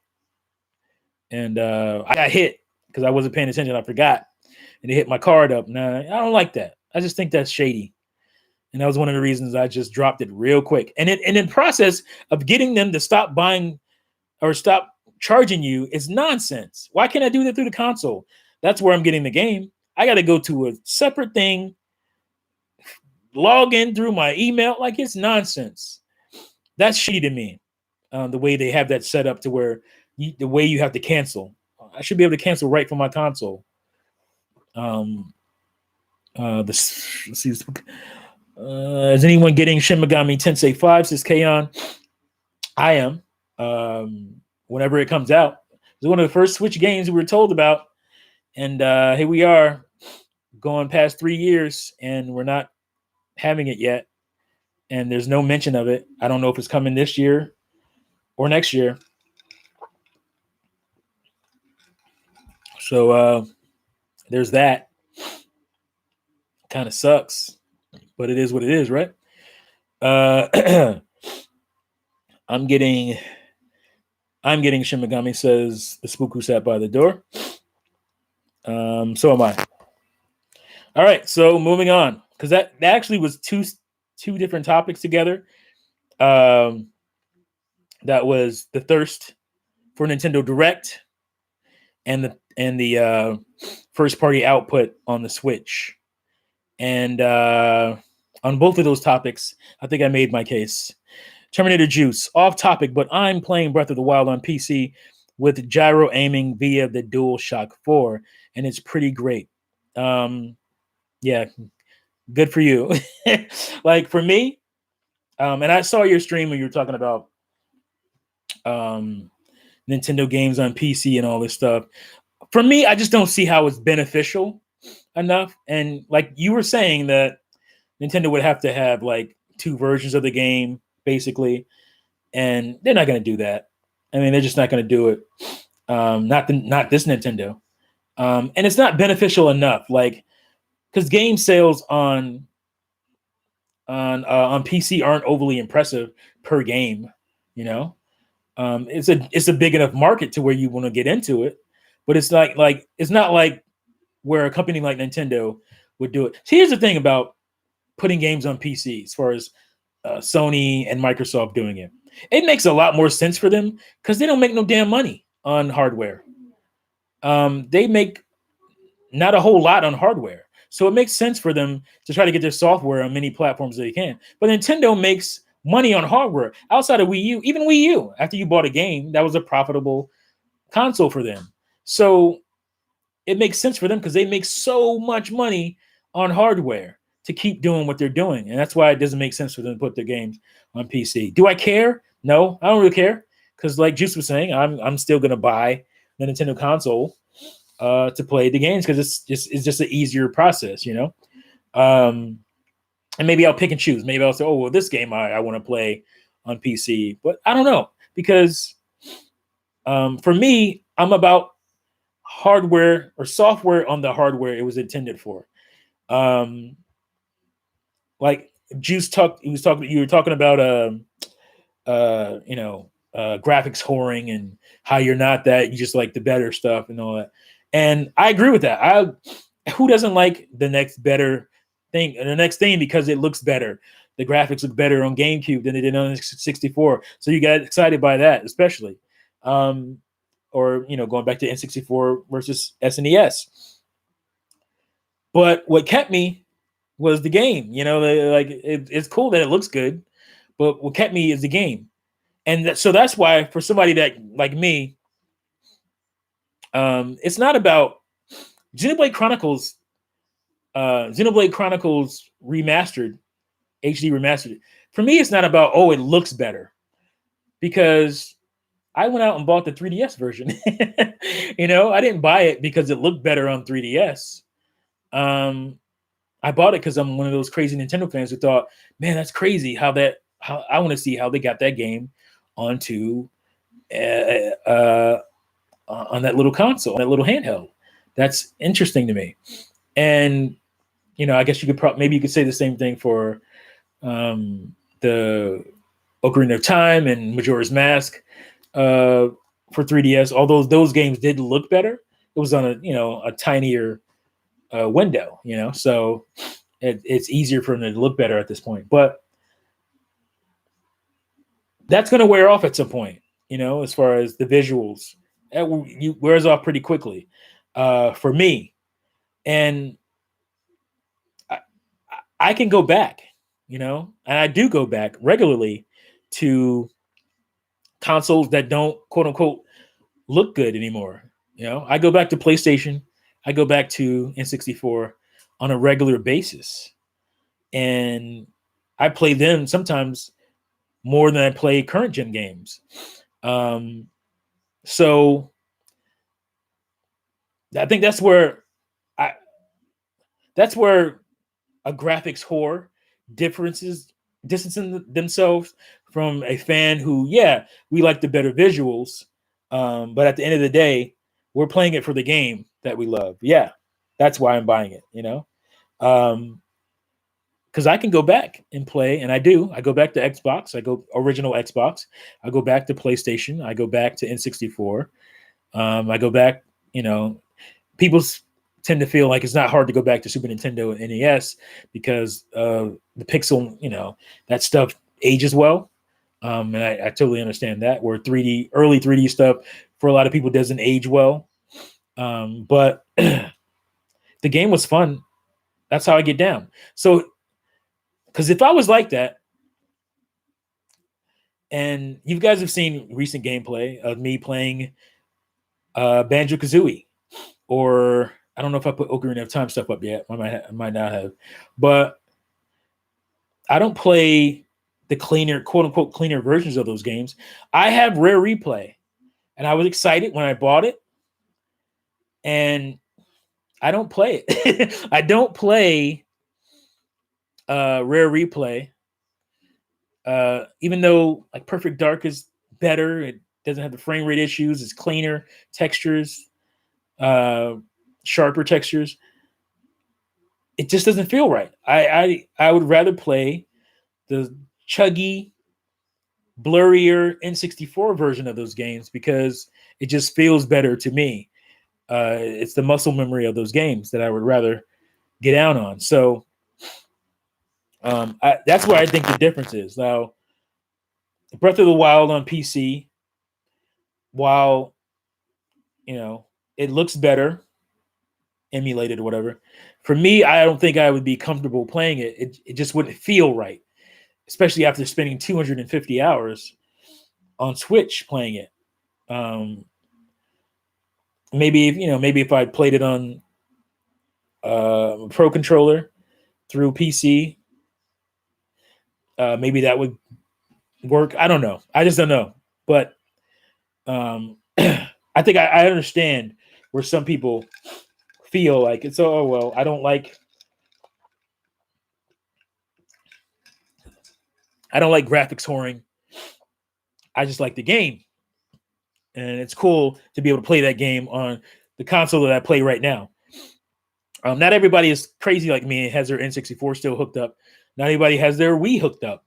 So they're looking forward to that game because it's a great game on their Wii that, they don't have a good way to play right now without digging something out of a closet or something like me, where I have my Wii U still here. A lot of people don't even have their Wii U's hooked up anymore. Who had Wii U's. I do.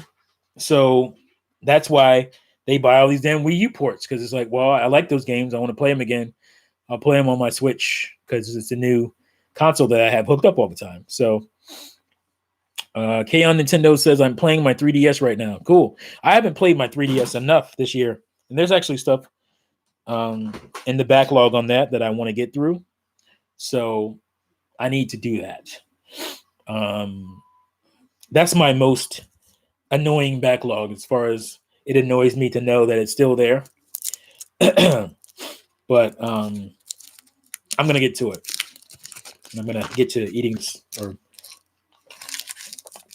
not eating it, but slurping on this cough drop because I need it. My allergies, no. But yeah, so that was those two topics.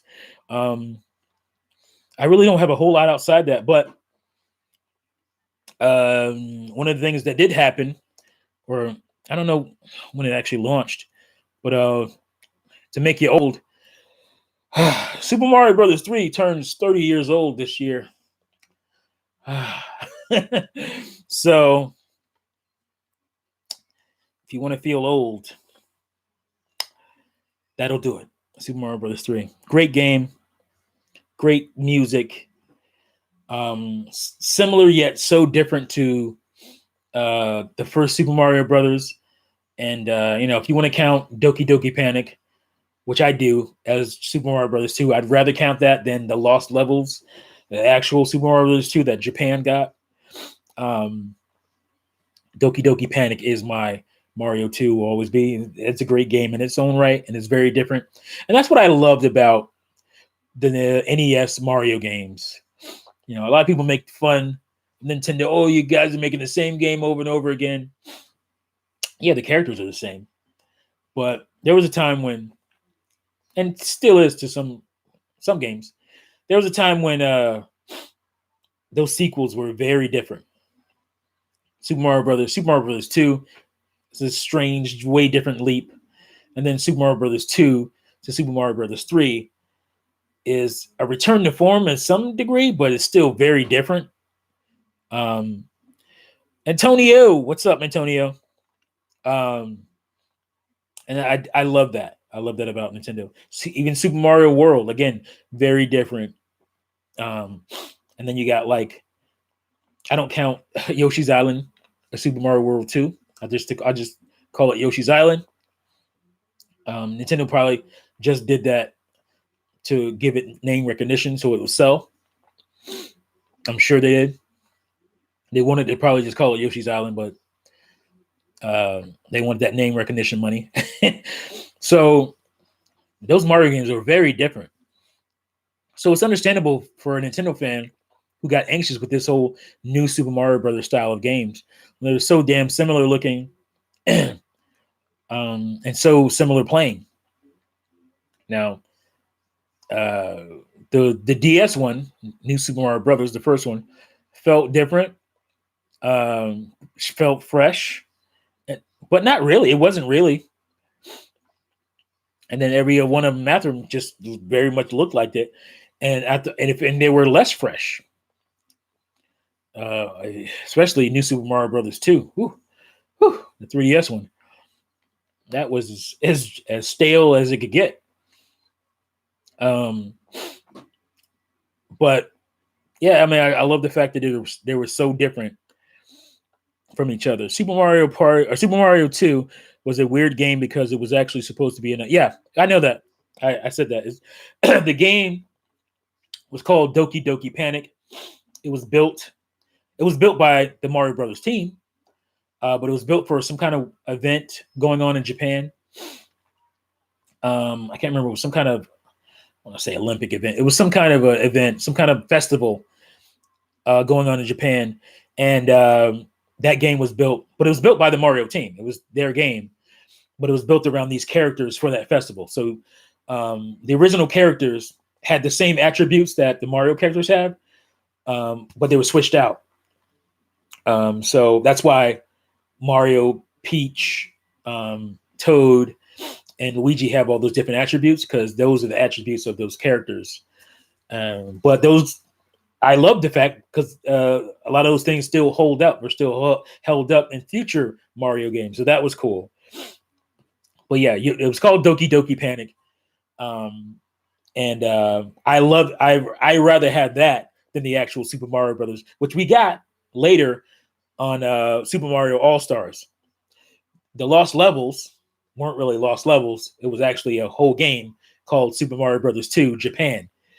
But they decided that was just way too similar and hard. It was just a harder version of Super Mario Brothers, the first one, that wouldn't be enough for American audiences. So they gave us Doki Doki Panic. And I'm glad they did, because Shy Guys, all this stuff came out of it that we still use in Mario. The difference visually between Luigi and Mario, that was the first time with Doki Doki Panic, where Luigi was taller and thinner looking, and Mario was shorter and plumper looking. And that's what it came from that game. So, and they probably eventually would have done that anyway, but that's where it started. So I love that. And everybody got their own characteristics. Toad, I think he had strength, which is kind of weird because he's a small guy. But the guy he was replacing was like a strong man in the game. So that's why he had that ability. Peach, she could float. Luigi had the scaredy kind of cat kick. I think that's where that scaredy catness came from as well with Luigi. He's always kind of looked at as a scaredy cat, especially in the Luigi's Mansion games. I think that personality trait came from Doki Doki Panic. So that was cool. Characters were Arab-like, yeah, with their clothes and stuff. Yeah, they were Arab-based characters. It had something to do with that festival. So that's where it came from. That was a cool story because we didn't know it at the time. I think I didn't learn that until mid to late 90s that was the thing. So that was a cool revelation. Actually, yeah, that's what I learned it reading what I call the Nintendo Bible. There's a book that I bought in 98 called Game Over, Press Start, The Birth of Mario or something like that. It shows you everything about Nintendo back to when they were making Hanafuda cards up through the release of Super Mario 64.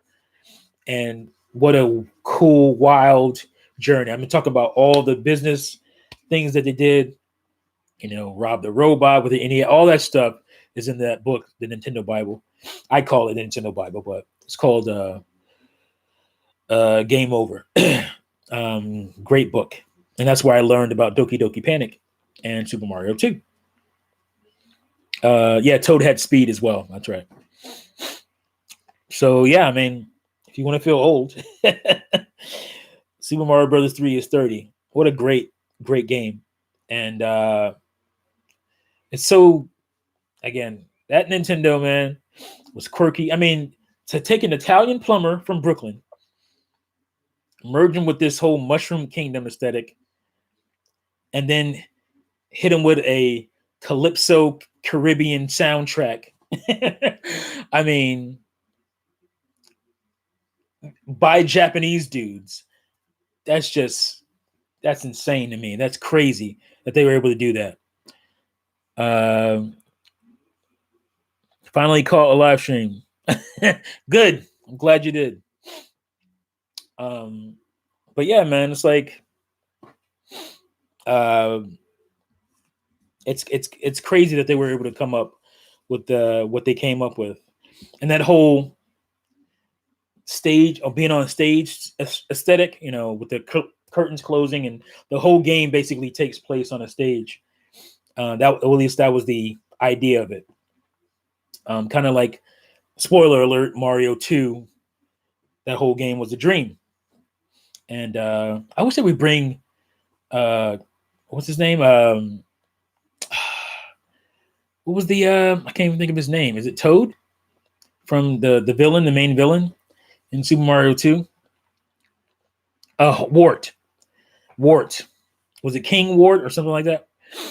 That would be a nice surprise smash character.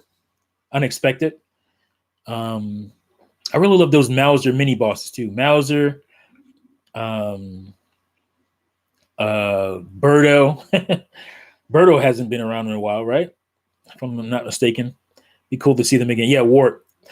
Birdo has not been around. It'd be cool to see those characters again. I like the fact that when the cartoon was out, they were kind of, when that cartoon came out, they started merging some of those characters into the game or into the show, and in music especially. They would always use that kind of boss battle music. I can't do it. It's way too complicated, but I always thought that was cool. And then when Super Mario World came out, it had this kind of dinosaur caveman feel to it. Triclyde was dope. Visor Grump.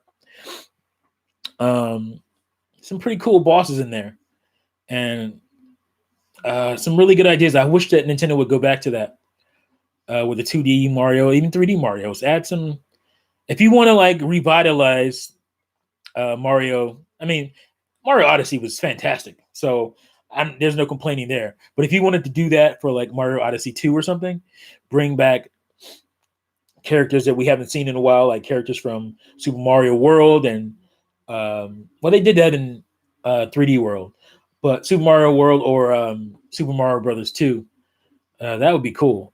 Or bring that, because Super Mario, well, there's things from Super Mario 2 that were brought to Super Mario 3D World, like being able to play multiple characters, those characters. So that's cool. So they have kind of done that already. I don't know why I forgot, but I like to see some of more of the bosses and stuff. That would be cool. Let's see. Advisor Grunt. That was a 3-headed snake. Yeah, I remember. Yeah. The minute I saw Triclide, I knew who he was. Phantos, thing that chases you. Yeah, I remember that. He should be in Mario Maker. Yeah. That would be cool. They had Phantos to Mario Maker. Antonio, Wart is also in Zelda Link's Awakening. Yeah, I mean, yeah. Wharton's in that, basically. He gives you Ocarina. Yeah, I know. I was talking about Mario game. Link's Awakening is a crazy bananas game. Like the way it brings in Mario stuff. It's pretty cool. And it's just a game that I can't remember who was the main developer, the director. He was just using all these crazy ideas. Basically, he was testing the Game Boy. He was trying, because the idea was that they're going to port Link to the Past to the Game Boy. So he was just testing, different ideas and whatnot, just to see if it would work. And he realized, this would be way cooler as its own game, and to leave all this Mario stuff in that was supposed to be placeholder stuff, because that's how it got in. It was supposed to be like placeholder stuff. That happens in a lot of games where they'll put a character in as a placeholder and then replace them later when the model is done or something like that. And that's what happened that's why you got all these Mario characters and stuff in A Link's Awakening, because they were placeholder characters for when, they decided on it. But they just kept all that Mario stuff and just made this weird, strange, kind of kooky world. So Nintendo Fanboy says, "What's up, everyone? What's up, Nintendo Fanboy?" Antonio, it's so funny to see these Mario characters in Zelda. Yeah, it is crazy. I always like that stuff. I always like when Nintendo crossed over those games, even if it's just a little hint, a little nod, like in Ocarina of Time, where you go into the that area in the castle where you see Zelda, and you look in the windows and you see like, Mario stuff. You see like Bowser. I think there's a Bowser picture up and all kinds of stuff. So that's always cool to see that stuff. Nice little Easter eggs, as they call them, for us fans. So, Ink Glorious Bastards. What's up, man? What is up? Yeah. So that pretty much it. So we can go over what I talked about. So, like I said, it's okay to be thirsty for Nintendo news at this point, because we haven't had much, and we're not getting much right now. It's okay to feel anxious for these things, because you're Nintendo fans and you want to see more Nintendo games. It's normal for Nintendo fans, or any fans of anything, to want more. That's just a normal thing. These allergies are kicking my butt. And I mean, that's just it. At the end of the day, I just want more effort. Because there's so many little nagging things that bother me about the Switch that I don't want to have to worry about games. Because when I'm in a situation where I'm lagging, there's not a whole lot of information coming. I start thinking about my Joy-Cons. Actually going to do a video on my experience sending back my Joy-Cons. I don't have them back yet, but I'll have them on Monday. So I'll talk about that experience. I start thinking about the Switch UI, and I start thinking about maybe I'll just mod my Switch. Everybody wants a Nintendo Switch Pro. Just make your own. There's, there's a way to overclock your Switch that you can get better performance out. I saw that, somebody do that and unlock the features for Witcher 3 that are hidden, basically. That are basically PC dials that you can turn. And the game looks so much better. Like, it's so worth it. If you want to play Witcher 3 and you want because my main problem with Witcher 3 on Switch is the blurriness of it. Like, I don't expect it to be texturally as good as the other versions, but the blur is something that it can be fixed. And I think it's a combination of overclocking your Switch, the hardware that's already there, and accessing that dial, or basically those options, those PC options.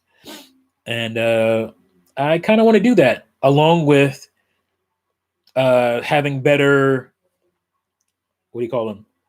Better backgrounds and cooler backgrounds and stuff like that for my Switch. Because that's stuff I care about. I care about personalizing my Switch, and I can't do that right now. So, Jamaican Gamer, thanks for the $5 donation, man. As a script writer, I think it's because these visual entertainment are seen as art. So as people think you're being disrespectful to the artist. Okay, yeah, that is very true. I totally get that. It's the whole idea of not wanting to tweak or mess with the artists, mess with their art, to mess with in any way. So, because that's been a thing that's popped up about the whole Sonic thing, where it's like, fans were upset looking at the new Sonic and how he looked, and there was a lot of like rah-rahing on internet about visually how he looked terrible, and they went and changed him.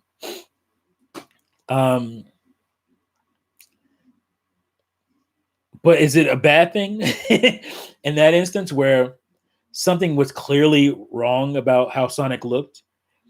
Here's the thing. It's okay to feel that way. To me, it's more okay to feel that way about not trying to change what the artist wanted to do. But the artist, in this case, the Sonic case especially, the artist is changing what was already there about Sonic.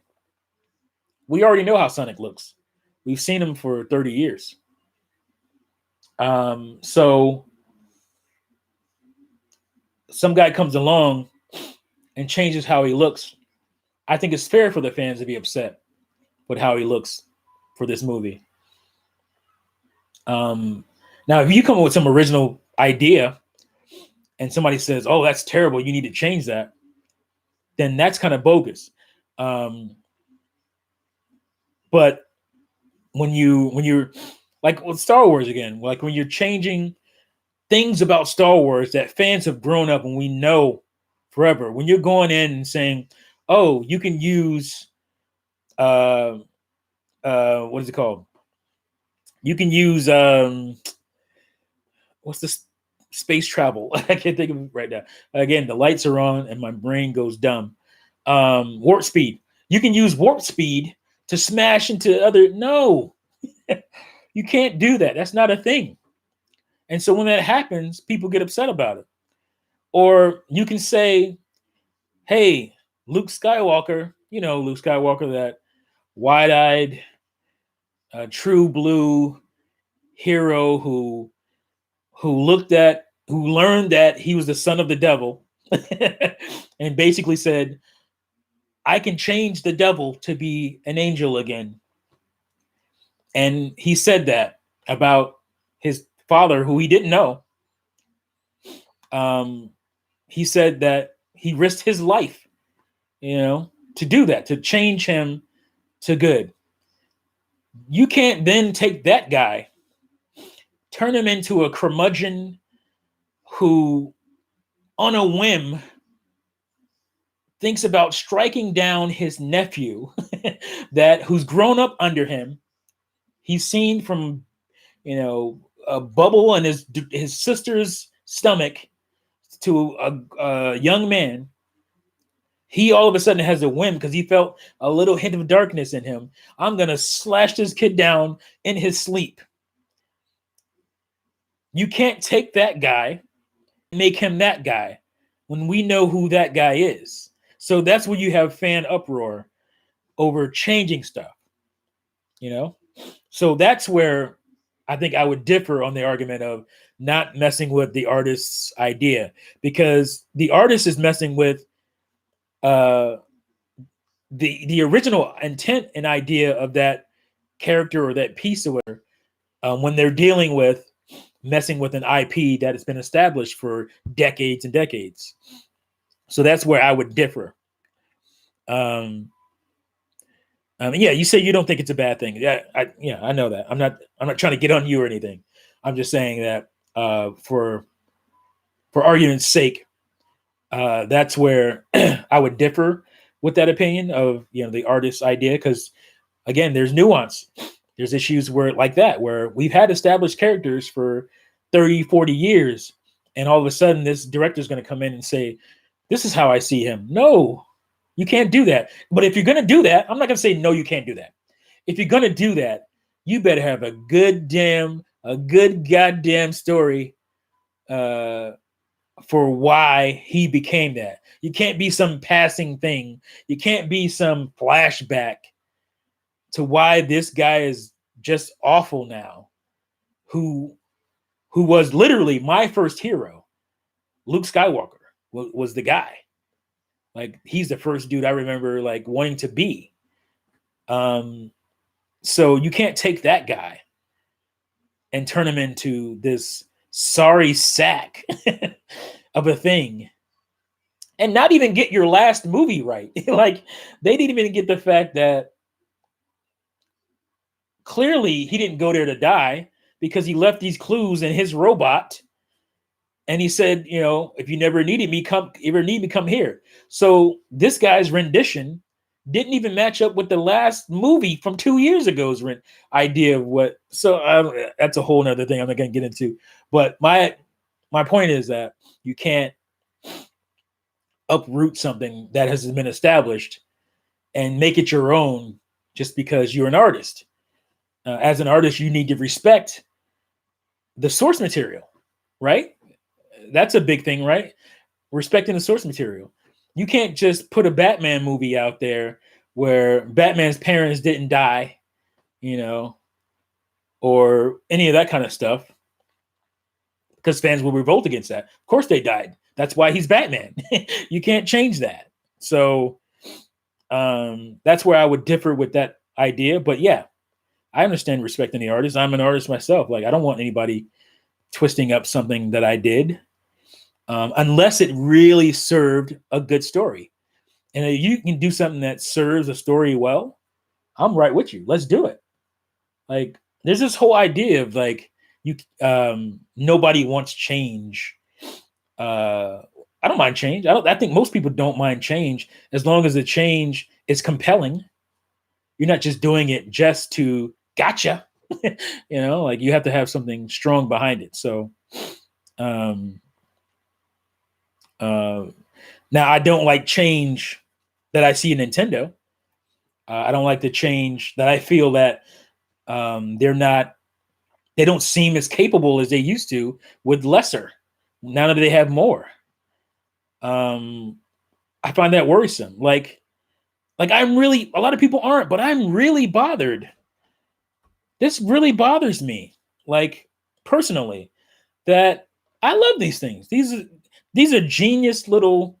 Can you get a good look at it? These are genius little devices here, but they're just not durable. And I'm not used to that when it comes to Nintendo, to not having a durable product. If you go to Nintendo World Store right now, they tout it. They have a Game Boy in there, original Game Boy, that was in the first Gulf War, Iraq War, that got IED'd, got bombed. It's like almost melted off of the screen, but it still plays right now. It's playing right now in the Nintendo World Store. And that's the Nintendo I know. Nintendium. Remember that old mantra of Nintendium? Nintendo makes their products out of Nintendo. And so when they have a product like this where not even a year later, it's going faulty, that's bothersome to me. Like that takes away something that I really respected about that company, for them that put out a product that does that, So Chad T or Chatty Zero Terrell, $5 donation. Thank you for that. Oh, you don't have a comment. You should drop a comment when you do that. I'll read it for sure because I can see it better. But yeah, like that, it just bothers me because I know them to be better. Every other Nintendo console I had works since day one. I'm having a little issue with my Wii, my original day one Wii, that has to do with the video output. I think it's just the AV output. That's the only output, but it's not the hardware itself. The disc still read it. All that stuff is fine. I just think there's something, maybe it's just getting loose from usage, the output of that. But every console I have from Nintendo, every controller. Look at I've shown this before.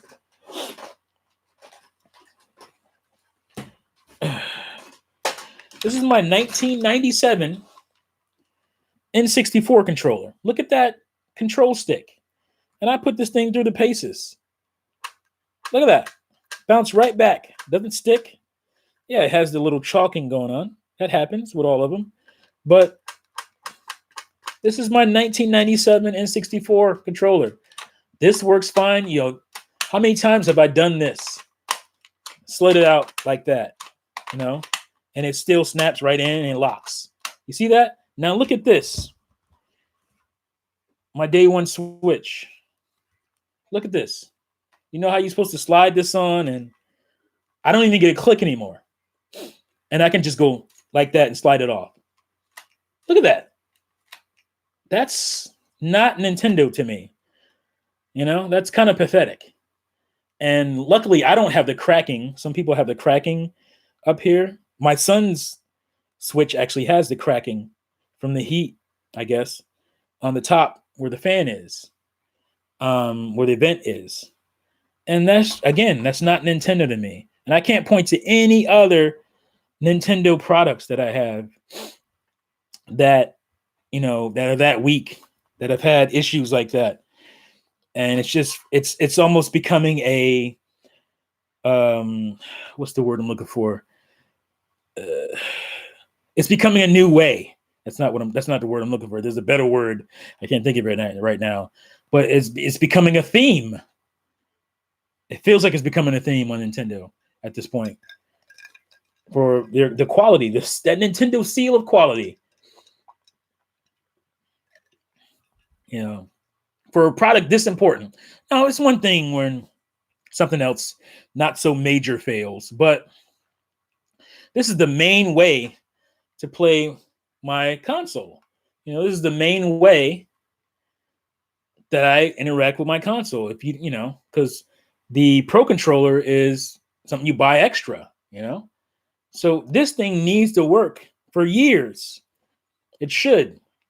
And for them to have class action lawsuits because, they feel like there's a design flaw in the Switch. I mean, I'm not happy to hear that. I'm not happy to report that. It's just a fact. And it's just un-Nintendo-like to me. And so when you put that together with what I perceive as their games output, with their, the quality of product. You put that together with their weak UI, their bare bones feature set. It just feels, again, very non-Nintendo to me. And so that's why, because it's going to be too late. If this continues and they're like, this is how we're going to be from now on, when they're like this regularly, it's going to be too late to claim. It's going to be too late because everybody's going to be complacent and accept it. And then what do? We'll be in trouble at that point. So Chatty Terrell, just wanted to support the channel, bro. They do it like that so it won't last. The older systems last forever. Yeah, I mean, I don't want to say it was on purpose, but I can't say it wasn't. Maybe it's just shoddy engineering. There's a whole talk about the Switch being kind of rushed out there, which if you look at especially if you look at the launch titles, you could see that. So maybe they knew that was going to be a flaw and they just rolled with it because they had no choice at that minute. They had to get the product out there, so maybe they knew it. But I don't like the fact that it took a class action lawsuit for them to rectify it. That should have been something they put in ironclad day one. I don't like that, Nintendo. Like, it surprises me. It really does. Nintendo needs to bring back the Nintendo seal of quality, says Antonio. Yeah, you're right, man. They need to bring that back. Because to me, that definitely, I knew I was getting a quality product when I saw that seal. Not because I saw the seal, but because Nintendo made quality products. That was not a problem. Let's see. Laker Link says my Wii, the disc lens had to be replaced twice, and the memory crashed and had to be replaced because of Guitar Hero. See, for me, that's more acceptable because lenses, they're not gonna last forever. So a lens problem, I can roll with that. A memory problem, I can roll with because again, memory is susceptible to being, deteriorate over time. So I get that. I'm talking about the build of the actual hardware. I shouldn't have things falling off. I shouldn't have, this is a very important thing. Like if I'm holding this, walking around, and the thing slips out of my hand, I could drop my Switch. You know what I'm saying? Like if I was playing and then one side just slid off like that, bang, goes Switch. That's just not cool. And I take really good care of my products. So, because that was a thing that people would combat me with. They would say, oh, well, maybe you need to take better care. Are you kidding me? Do you see my stuff? Like, I take great care of my products. I have, consoles and system and games and whatnot from decades and decades ago. And they work and play just fine. I don't have scratched up ass discs or any of that kind of stuff because I take care of my stuff. And I don't, as far as controllers go, if this thing is as good as it still is, 1997, if this thing is still this good, then then what the hell? You can't say that I don't take care of my stuff. When I know my N64 controller looks a lot better than a lot of people's N64. So there you go. Great stuff. Just wanted to I read that already. Nintendo needs to bring back the Nintendo seal of quality. Read that. I barely use my Switch, to be honest, because I'm afraid it's going to break completely if I use it too much. It's starting to make concerning noises. Ooh. Oh man, that's a worry, Walter. I hope. I don't know how old it is. If it's if you're having issues with it, and you're within warranty, send it back now. Nintendo was on that we have to fix stuff to get these people off us kind of mode right now. So if you do that, they'll likely do it free of charge. But I guess you don't have a straight up issue. Now you just have noises and stuff. So I don't know how that would work, but that sucks. And that's where you get into why can't I back my stuff up? Why that's important, because when you put out a product that has failure issues, it's important for people to back their stuff up with. I have hundreds of hours in a lot of games I don't want to lose. And on other systems from Nintendo, I had ways to protect my saves. I could back them up. Obviously on cartridges in 64, Nintendo first party games, there was no way to back it up. You can make another save file. But sometimes you can't even do that. It's crazy. So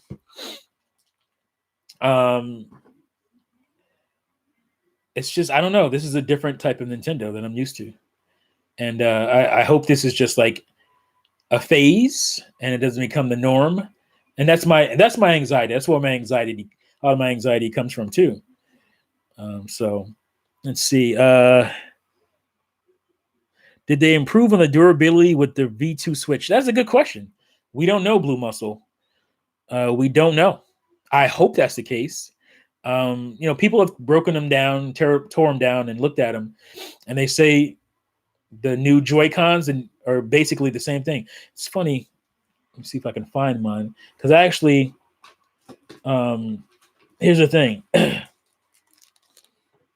Okay, where's the? I can't find it right now. I don't know where it is. So I bought new joysticks, for my. I don't know if you can see it there. There you go. I bought new joysticks to replace for my Switch, because if you look at my Joy-Cons here, I sent back my kids' Joy-Cons and one of my other ones that I didn't mod. This is modded, so I wouldn't feel right sending this back knowing that I opened it up before it had issues. So they can say, oh, you opened it up and now that's why you have Joy-Con drift. But we know Joy-Con drift is the thing that doesn't just happen with my Switch. So I didn't send this one back. I just replaced the joystick in here, and now we're fine again. Works fine. And even if you don't replace it, where is it? Gonna put that away somewhere. Even if you don't pay to replace, it's very cheap. I bought this joystick for like, I don't know, $7. I can't find the one out that's open. But even if you can't, oh, there it is. Even if you, here's the old one. This is the one I took out. I don't know if you can see it there. So even if you don't replace this, just outright buy a new one, you can pop this open and clean out the debris inside that's causing your Joy-Con drift. I've become an expert on this, because these things really bother me. So you don't have to actually buy a replacement, but I mean, it's a lot easier just to buy it and then replace it. And the new one in here works great. It's perfect. I did I went in and checked the controller and made sure all the inputs were working fine, and it's perfect. This works great now. I don't know for how long, maybe another year, and I have an issue again with that, which that kind of annoys me. But I'm a person who used my Joy-Cons a lot because on Breath of the Wild, I had a Pro Controller, but on Breath of the Wild and all that, I wanted to get my gyro on. And you can do it on Pro Controller too, but it felt more natural to do this. So I would go split Joy-Con playing Breath of the Wild and playing Mario Odyssey and ARMS. I'm one of the few people who played ARMS like this, motion control. So I used my Joy-Cons a lot. Split Joy-Cons a lot, and I use them in the grip. RMX. I can't play fast RMX with a regular controller.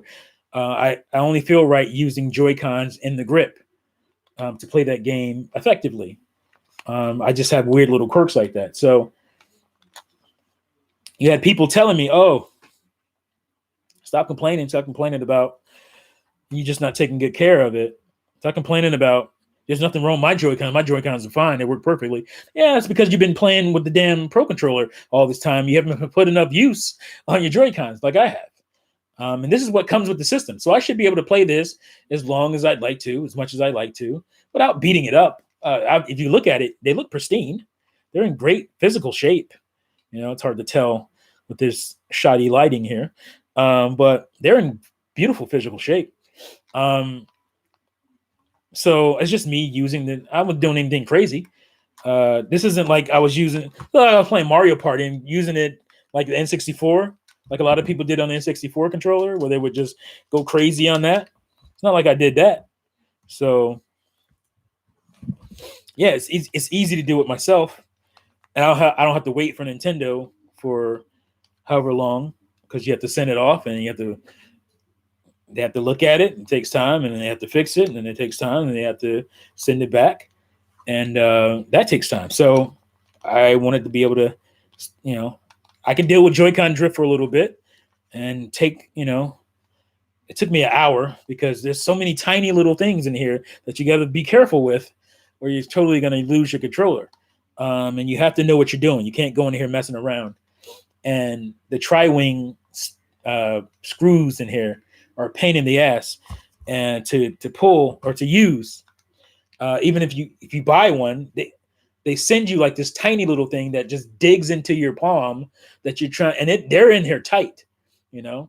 So it was easier for me to use a certain size Phillips, but that messes up your tri-wing.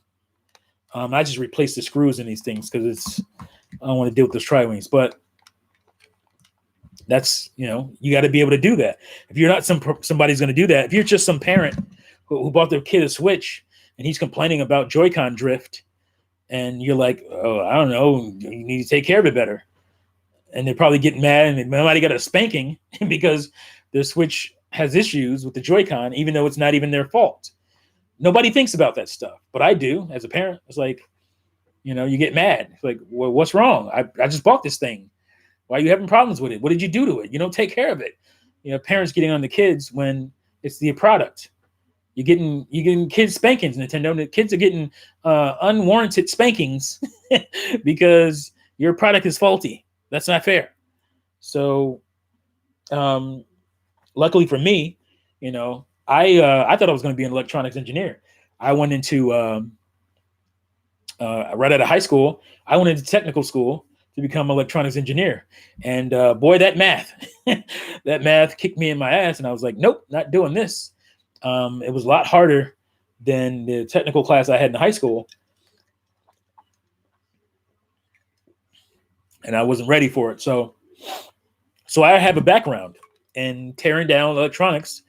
That goes back to me being a kid. I used to do it all the time and try to build things with old electronics. That's just something that I had in my background. Not everybody has that. Not everybody knows what a soldering iron is and going to use soldering paste or any of that stuff, a wick, a soldering wick. Nobody knows what that stuff is. You know, they're not all going to be able to do this.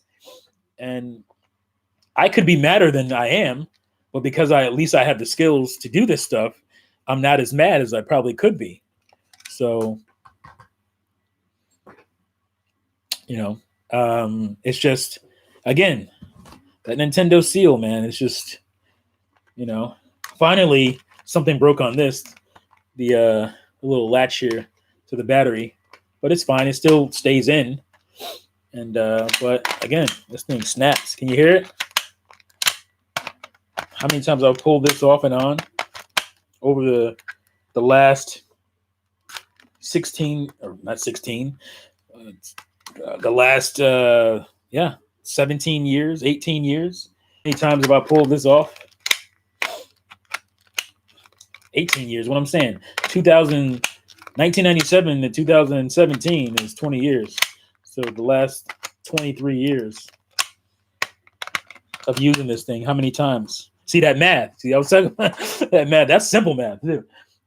So if I had trouble with that, imagine, you know, physics math and, you know, trying to build accurate voltage circuits and stuff like that. Boy, my head went to explode on that stuff. I loved doing the work. I loved soldering boards and all that stuff. But understanding voltages and all that and getting to the right calculations on that, and so you don't burn up the damn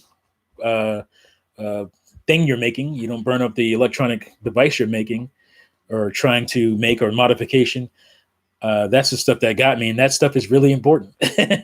Or you make a faulty product, and you don't want to do that. So, I from a kid, I always thought I'd be in the field of technology, building things, but it just wasn't in the cards, unfortunately. Still a part of me, but I'd rather tinker with things that somebody else made than to build them myself. And I'm so jealous when I see these guys building these mods, building these, portable GameCubes and all this stuff that they can carry around in their hand. Like, that should be me. I should be doing that and making, money selling those things, but I just couldn't get past the calculus and all that stuff, the math part. So, oh well, too bad. So sad. But yeah, I mean, that's it. I gotta get out of here. I appreciate you guys rocking out with me. Again, thanks to those who donated to me, Chad, and make sure I got you, Chad and Jamaican Gamer. Thanks again. Thanks everybody for joining. A new thing I've been doing, well, I just started it, is taking like some topics, taking a topic from my live stream and making a video out of it. I did it last week. I thought it worked out really well. I thought it was a good way. I think I'm going to do that, especially with the first part, my little rant here about about switch droughts or direct droughts and thirst and fake news, these fake news purveyors who would rather you listen to their fake news instead of getting real, true news from Nintendo. I hope to do that with this one too, if I can make a video out of the little segment. So, yeah. But again, thanks guys. Thanks Antonio, Chad, and Visor Grunt, Blue Muscle, Laker Link, Walter, Terminator Juice. I'm sure you're gone by now. Cat, Inglorious Bastards, Kaon, Nintendo, Visor Grunt. I think I said your name already. Bluntsy. Thank you all for joining. I appreciate that.